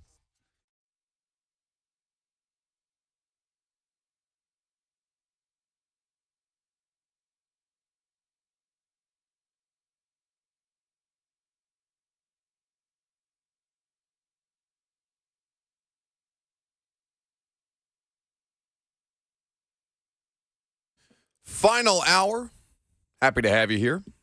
Welcome into 104.5 The Zone. Hope you're having a great day so far. We are going to have a better one when Mike Herndon joins us here in just a second. Talk to Mike Miracles about what he makes of the Titans' latest coaching changes, including a new OC. Tim Kelly officially promoted. Your thoughts, 615-737-1045 is how you join the discussion. What do you make of the hire? What was your initial reaction? And what do you want this man to bring to the table as he tries to find ways to improve this unit in 2023? So Mike Vrabel was asked specifically about why it was that Tim Kelly was hired. And I want you to hear this response. If you heard it earlier in the show, bear with me. This was the head coach in his first answer yesterday. Yeah, I think it's the right fit for us at this time. It's the perfect fit. Met with some really good candidates. One that we were able to bring on here in our staff to help assist and support Tim and our offense and coach our quarterbacks and our passing game coordinator. But yeah, I think what Tim ultimately was able to do was be able to provide some familiarity and some carryover to what we were doing, because I don't think everything's broken. I don't believe that. But then also be able to, add some things that can really help us and take advantage of some opportunities. I've seen him, call games in this league against us. Felt like he has a great feel for the game. Going back to even last year, playing with a rookie quarterback and not having much success against us at their place, being able to shift gears and get into empty almost exclusively and, give them a chance to get back in that football game. And, we were able to win. But, I think his feel, his energy, his leadership, all things that came out throughout this process of multiple meetings with him and other candidates. So that's Mike Vrabel saying that Tim Kelly as the new OC is the perfect fit, and that he doesn't believe everything is broken at this point in the Titans' structure of their offense and what it is that they want to accomplish. So then I asked him the follow-up yesterday. Given the fact that all 4 coordinators that he has had to hire since coming in with his initial staff, remember that Matt LaFleur and Dean Pease, his first OC and DC, then replace Matt with Arthur Smith, replace Arthur Smith with Todd Downing. When Dean Pease retired, they replaced Dean Pease with Shane Bowen, all internal promotions, including Tim Kelly, yesterday. So I asked Mike Vrabel, okay, how much of a value do you place on this institutional knowledge? Well, the whole idea, is what I know and what I believe in. And it's more importantly what I believe in. And if I didn't think that we had the right people here, we would try to go and get somebody else. I think we hire really good people. I mean, you see that from other opportunities that we've had in the 5 years that we've been here. putting together a great staff that I believe in, that'll teach, develop, and inspire our players through making a connection with them. And you could see that. I have to identify men and women that I think can continue to grow, have upward mobility, and if they fit what I'm looking for, and they are the right person for the job, well then I'll do my best to put them in those positions. So his whole idea, we hire internally because we feel like we hire good people. And I saw a lot of snarky responses when I tweeted that clip out yesterday. But I mean, I think ultimately on the surface, Todd Downing is really the only coaching hire like flop that Vrabel has had, right? In 5 seasons. We don't consider Kerry Coombs to be a hire or a bad hire, even though things kind of fractured there at the end. I don't think that Tyrone McKenzie was a poor choice as an inside linebackers coach. We could go through all manner of assistants and quality control people. I don't think Mike Vrabel, on the whole, hires poorly. In fact, the record of success of him getting people hired in better positions elsewhere, I think speaks for itself. But kind of thinking about the idea of what the Titans have now in Tim Kelly, I think when we started to hear the reports of names like Matt Nagy, who's been a head coach, Eric Bieniemy, who consistently is discussed as one of the better candidates, but for whatever reason just stays not getting jobs, right? I think that the whole situation for Titans fans is like, but I thought we were getting this, or I heard we were getting that, or why wouldn't they want a difference of opinion, a difference of ideas from another place to come in and kind of revitalize this thing? Because it's not, when Mike says it's not broken, I believe him. But the goal is not to fix necessarily what's broken or what might be close to broken. The goal, I believe, is they should be able to evolve to find ways to get a more efficient passing game. We played those clips for you yesterday of Trent Dilfer and Tom Brady, 2 different clips. But of those 2 talking about the way that offense is manufactured for the quarterbacks now and the way that guys can play with a lesser skill set at the position because of the rule changes that favor wide receivers and quarterbacks first and foremost. And the idea that the degree of difficulty in the NFL on offense, while still incredibly difficult, has gotten less than. It's created more opportunities for quarterbacks, so much so that Trent Dilfer is being dismissive and saying he's just flatly not impressed. When you have an offense like the Titans did in the second half of the season, and everything is hard, where you don't eclipse the 28-point mark at any point in the season, where you average 5.5 points per second half down the stretch. It has to be not just, we don't think it's broken.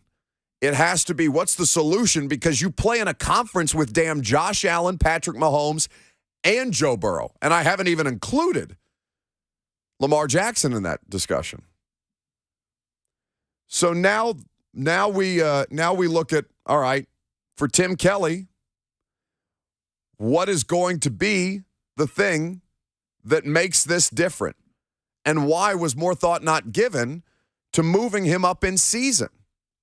If you're going to go through this trial, if you have this trial opportunity that you don't take advantage of. Here was Mike Vrabel talking about the idea of moving Tim Kelly up during last season and why they felt it wasn't in their best interest.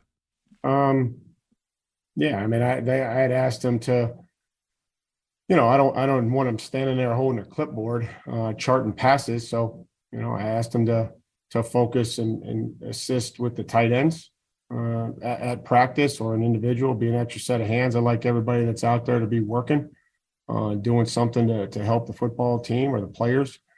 And then there were, his outside of the time of practice, it was, a lot of preparation in advance. And I think he would come into Todd and be able to meet with me and say, hey, here's what this is what we can expect. He was able to work ahead.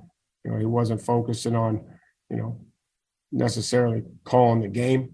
I think he was helped put together the first and second down passing game and would communicate with Todd, look through the third down, present that, and then ultimately, we go in with a game plan, and then, it has to get executed and it has to, and somebody's got to call it. So, it wasn't like when it was a pass, it was Tim's responsibility. Tim was here to support the offense and to provide, working knowledge of the defense and to be able to help with the first and second down installation, third down, and then worked with Todd as well as myself in the red zone.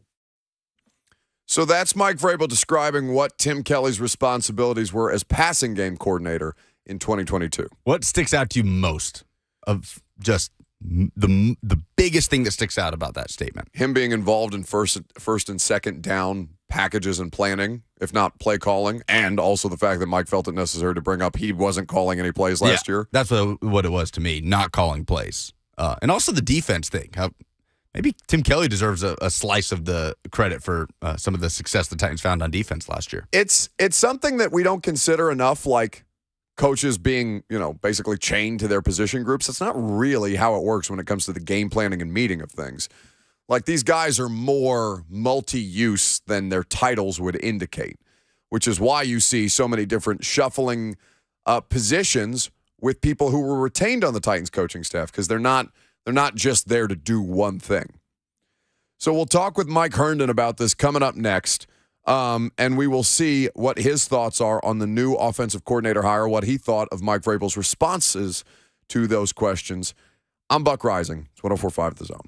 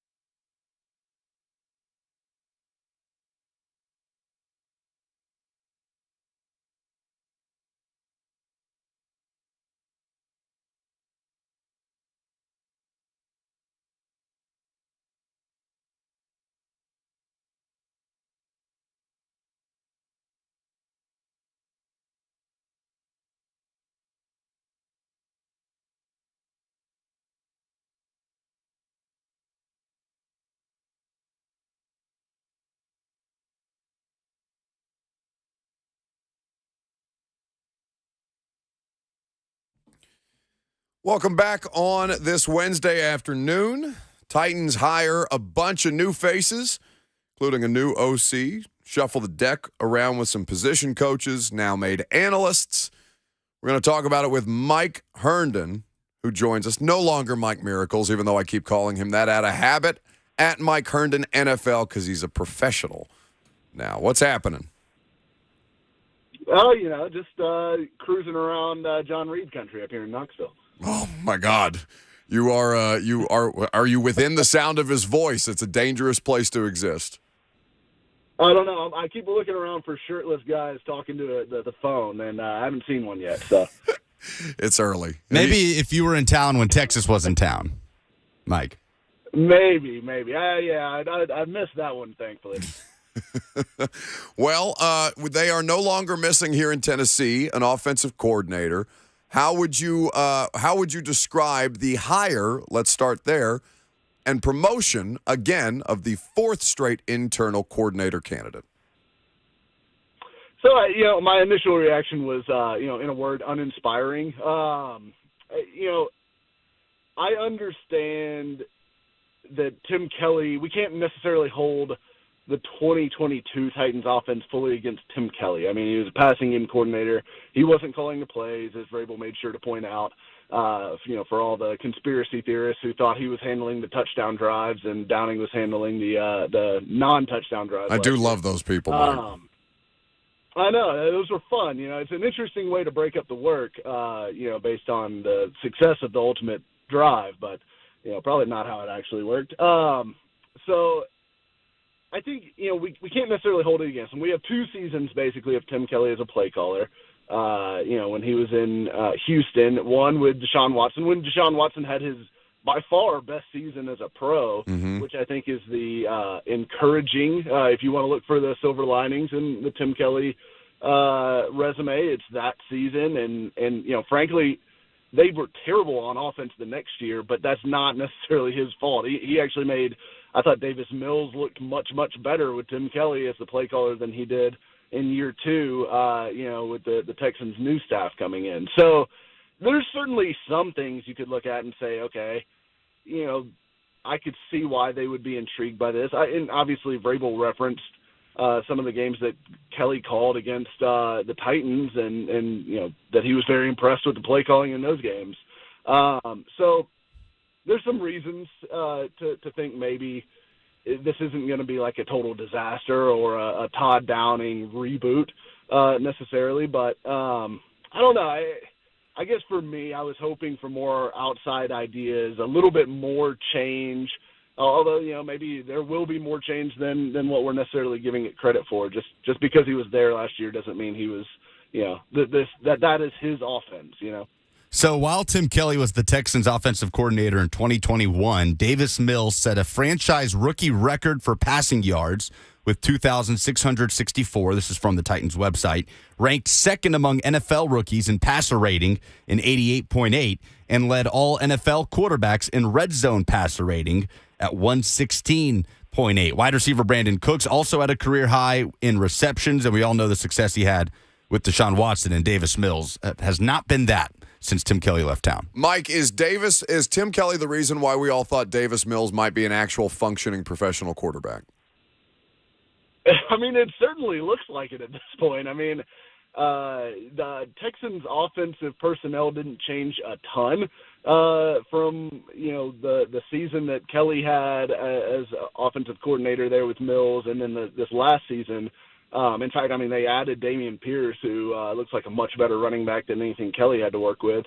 So, yeah, maybe he is. I mean, honestly, that 1 year, and look, it's changed a lot, and players develop and change over the course of their careers. But Davis Mills looked better than Trevor Lawrence in 2021, I guess it was. So, yeah, maybe if you want to go full Kool-Aid on Tim Kelly, hey, he made Davis Mills look better than Trevor Lawrence for a season, so there's that. Yeah, but what was with Trevor Lawrence in Jacksonville is an entirely different proposition. Mike Herndon is here with us at Mike Herndon NFL on 104.5 The Zone. So not only do they keep Tim Kelly or elevate Tim Kelly, but they bring in Charles London, who interviewed for the job that Tim Kelly now has as the passing game coordinator and quarterbacks coach. I talked to a lot of people at the Senior Bowl about Charles London, Mike, and he seemed to be very, very highly regarded amongst his peers. He did a good job in the Senior Bowl game itself, I thought, as the OC for the American team. So in looking at a couple of different things, how much do you think this is a part of a succession plan? Because they're outright creating new positions, which also to me says that there's been a higher level of investment from the people who allow Mike Vrabel to hire.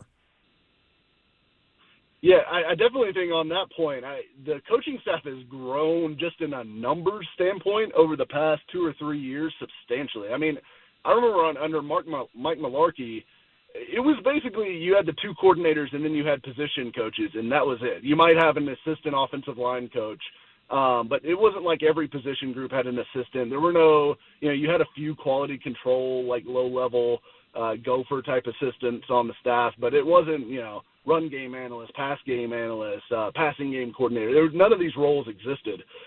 So he's definitely expanded the staff, and that's been something that a lot of the more successful teams have done in recent years, I think, is just adding more brain power total to the coaching staff and being able to break off different work elements for these guys to really hone in on and focus on. Like you can dedicate a guy that's just, hey, your job is just to research red zone offenses and look at what everyone else in the league is doing, what we're doing, what's successful for us, what's successful for them, and kind of break it all down and bring ideas to the table when they go to sit down and put everything together as an offense. So I like that they've grown the staff that way. And, with Charles London specifically, I like to hire. I mean, a lot of people wanted him for offensive coordinator, so it's not a bad thing, certainly, to get him on staff in a position below that to kind of support Tim Kelly. And I definitely would say he appears to be the offensive coordinator in waiting should something happen with Kelly, whether it's good or bad, and they want to, need to replace him for whatever reason. I would think Charles London would be that next guy up. I think it's a little counterintuitive if you just want to look at the positions he's coached. He was a running back in college, and he coached running backs primarily up until moving to quarterbacks a couple years ago in Atlanta.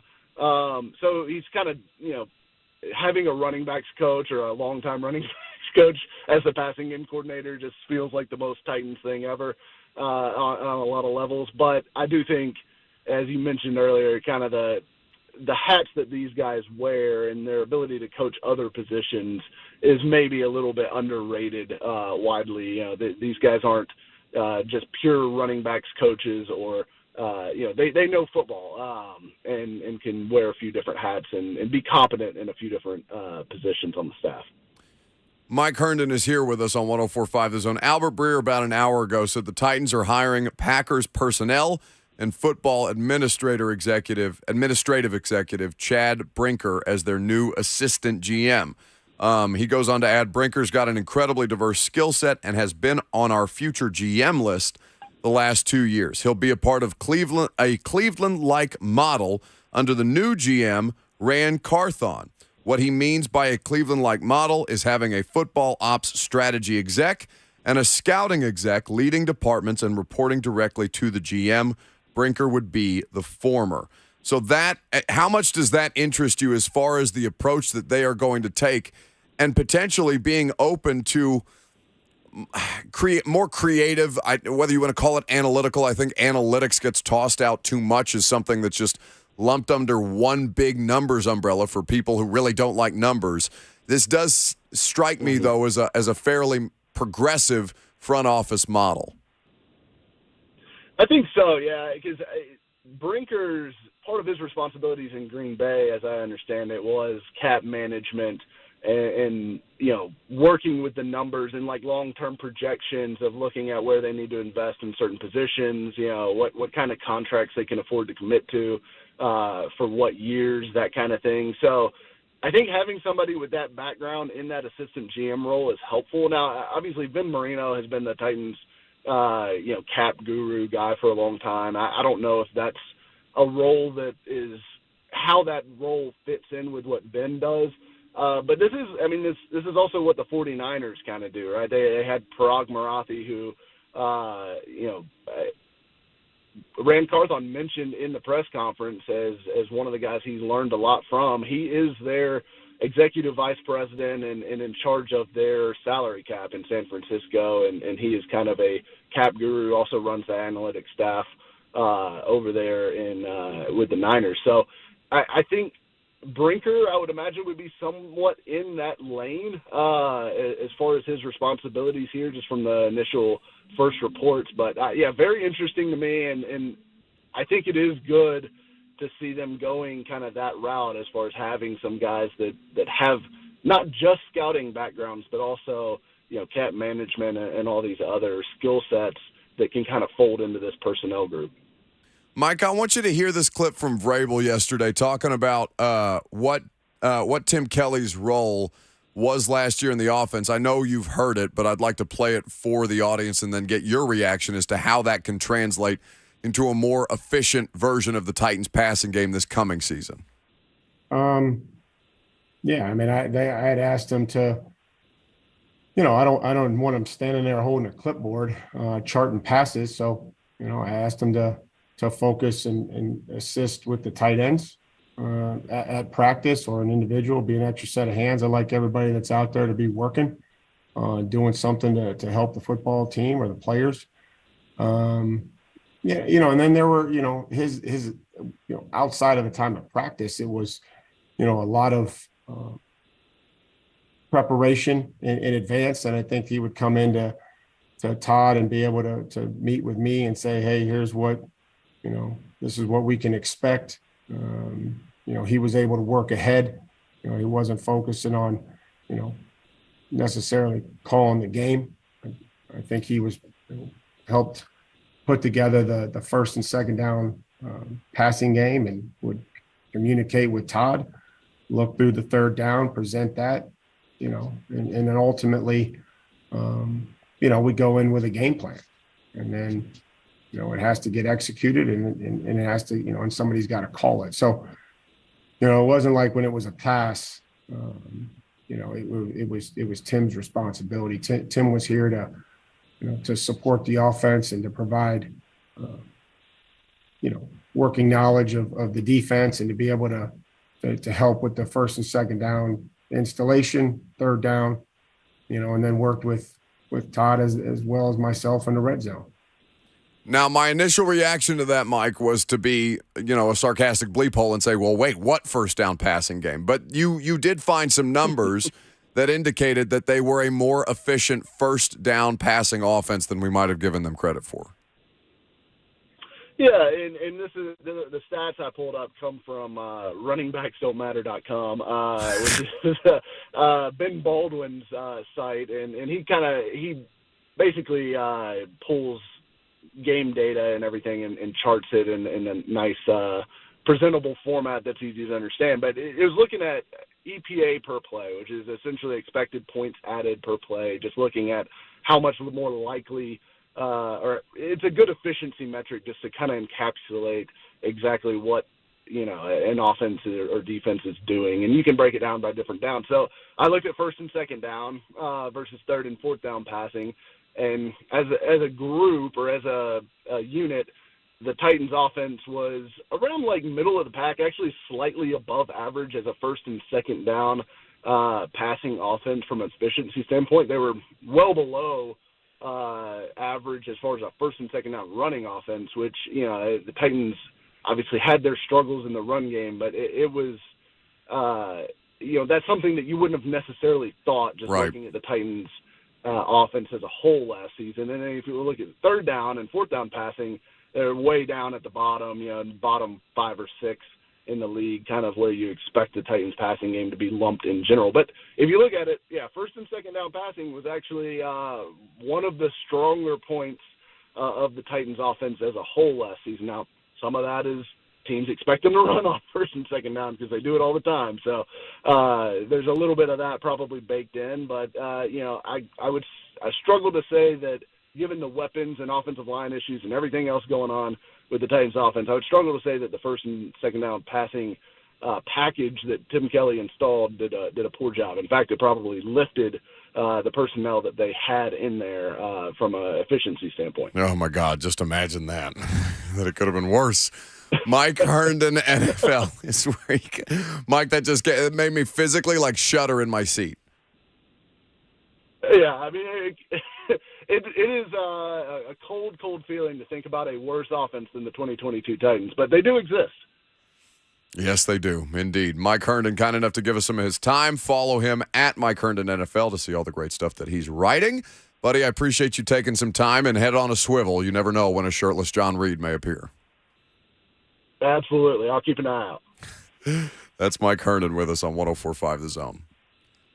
I think there's a couple of different notes from that intrigue me about Mike Vrabel's thought process, and added into the mix is this assistant general manager role that will be more designated or more dedicated to an analytics position. Now, how they ultimately utilize the numbers that they are gaining or that they are studying in terms of strategy on the analytics side of things has yet to be determined, because that's not a role that they've prioritized in years past. And this would be the highest level ranking executive of the Titans that would have an analytics role other than Mike Vrabel's assistant, John Stryker. So we'll see what kind of impact that has on their decision-making moving forward. I think, it's kind of giving you guys what you wanted, even if Tim Kelly is not the name that you necessarily wanted. They are exploring new ways or different ways to try and bring this thing back from the dead, because that's what it's been. It's been a successful style of football that has been in a state of decay, as has the roster, and it all came to fruition in 7 straight losses. So now as they try and tinker with these roles and try and put more eyes on the situation and figure out how they can be better, where they can be better, specifically on the offensive side of the football, because they're not making all these kind of defensive hires all over the place, right? Largely that staff is still in place and Shane Bowen is not really being jacked with. So personnel first and foremost, then the tendencies of the coaching staff that will be deploying these particular players, and we'll see if it doesn't net a better result. Last call for phone calls, 615-737-1045. JR says on YouTube, analytics show Dennis Daly is worse than a traffic cone. What did Dennis do to you? He didn't do anything to you today. Stop it. It's just mean. I'm Buck Rising. It's 104.5 The Zone.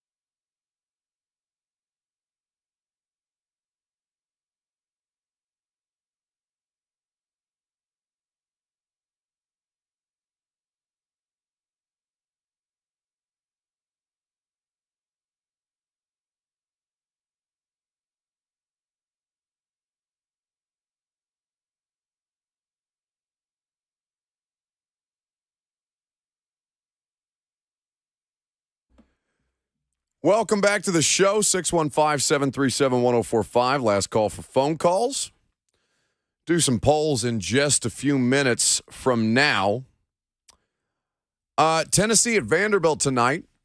Lucas, did you weasel your way into the gym? I did. Did you really? I'm going.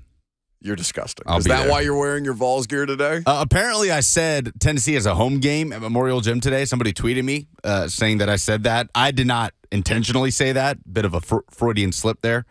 But I do anticipate there will be more Vols fans than Vandy fans. I think it's fair to assume. I've only been to one game at Memorial Gym. They had Kentucky there a couple of years ago.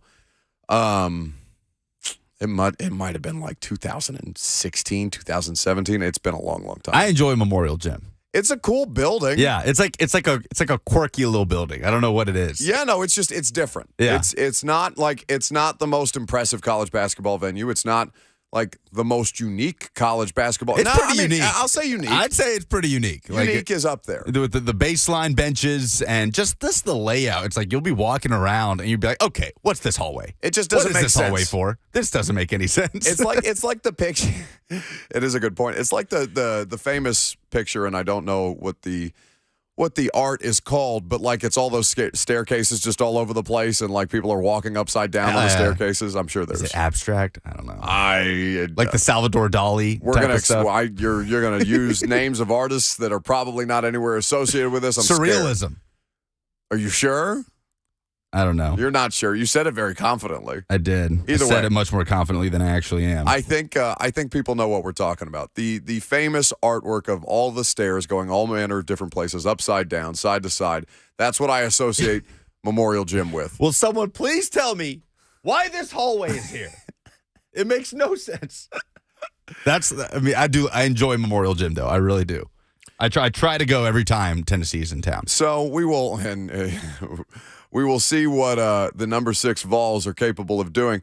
Road games, it doesn't matter the level of opponent, even though Vanderbilt is under 500 at this point, both overall and in the conference. Anybody can got at any given point. And, I mean, to be able to get their 20th win of the season, Tennessee would be a notch on their belt this early in the year. They need to find ways to be competitive because Vanderbilt is not terrible at home. They are 8-5 at home this season, but they have been 3-5 in games decided by 10 points or more, according to ESPN. They've been competitive, especially in the first half of these games, in Alabama and Kentucky, and they've just pulled away. But look, Tennessee, like we said, has won 11 straight over Vanderbilt. At some point, that streak has to end. And with the way Tennessee is shooting the ball right now, Vanderbilt has to see this as an opportunity for an upset. Like, okay, if our offensive game plan can click, Tennessee continues to be kind of cold from the floor, there's a big opportunity here. There's no question who the better basketball team is, but 11 games, like we said, I was a junior in college last time Vanderbilt beat Tennessee on the basketball court. Yeah. 1045 The Zone, by the way, you can join us and hundreds of other brave souls across the state for the coolest thing you'll do in 2023. The 23rd Music City Polar Plunge is Saturday, February 25th at Nissan Stadium.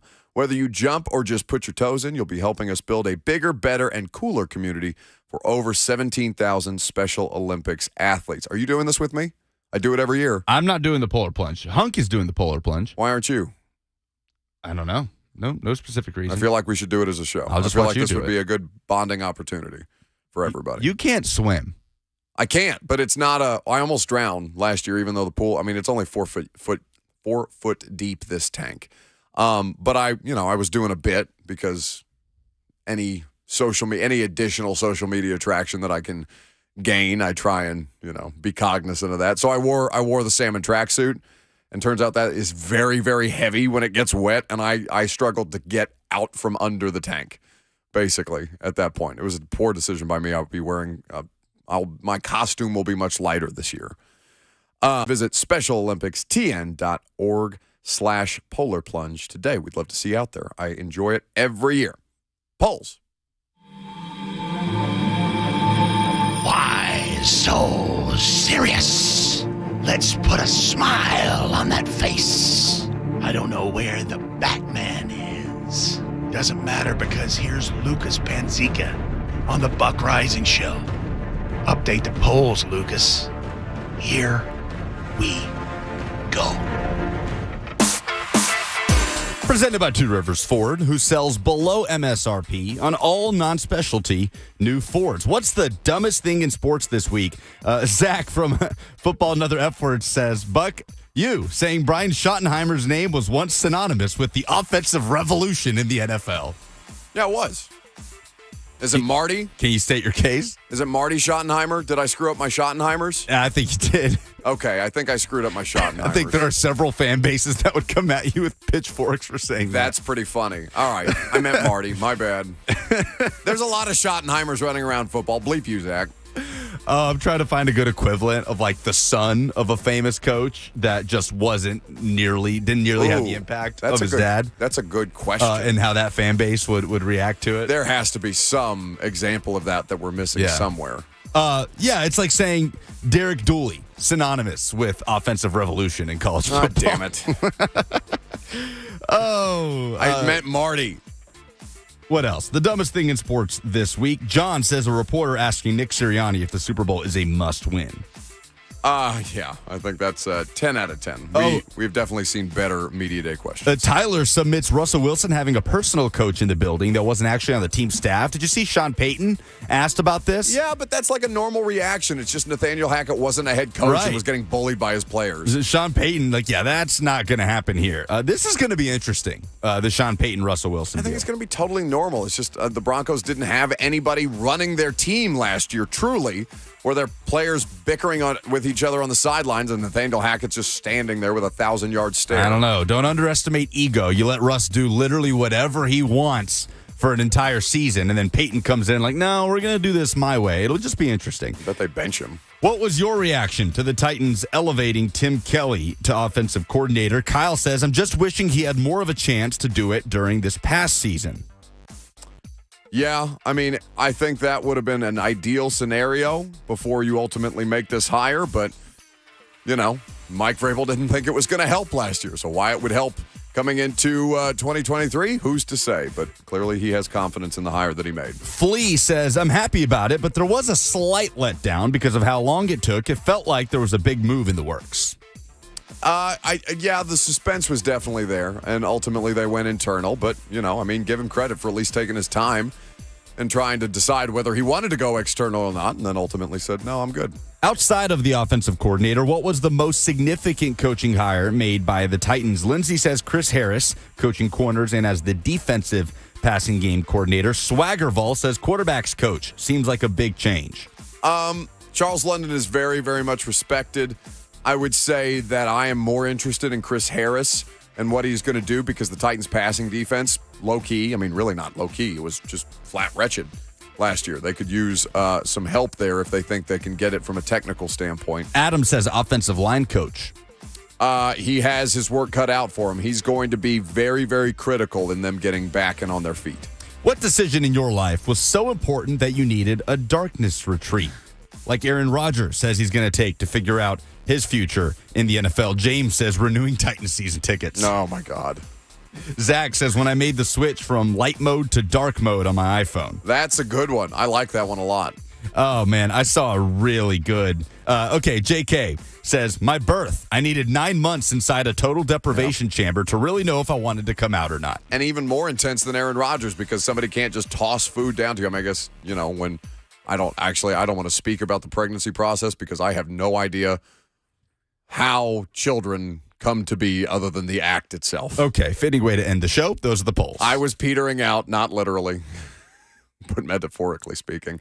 Either way, it's going to do it for us. Thank you guys for hanging out. Podcast, if you missed any 3 hours or any of the hours of the show that we do, go check it out, The Buck Rising Show. Install in your feeds tonight as well. Go get your Super Bowl preview with Greg Cosell. Blaine and Mickey, they got you next.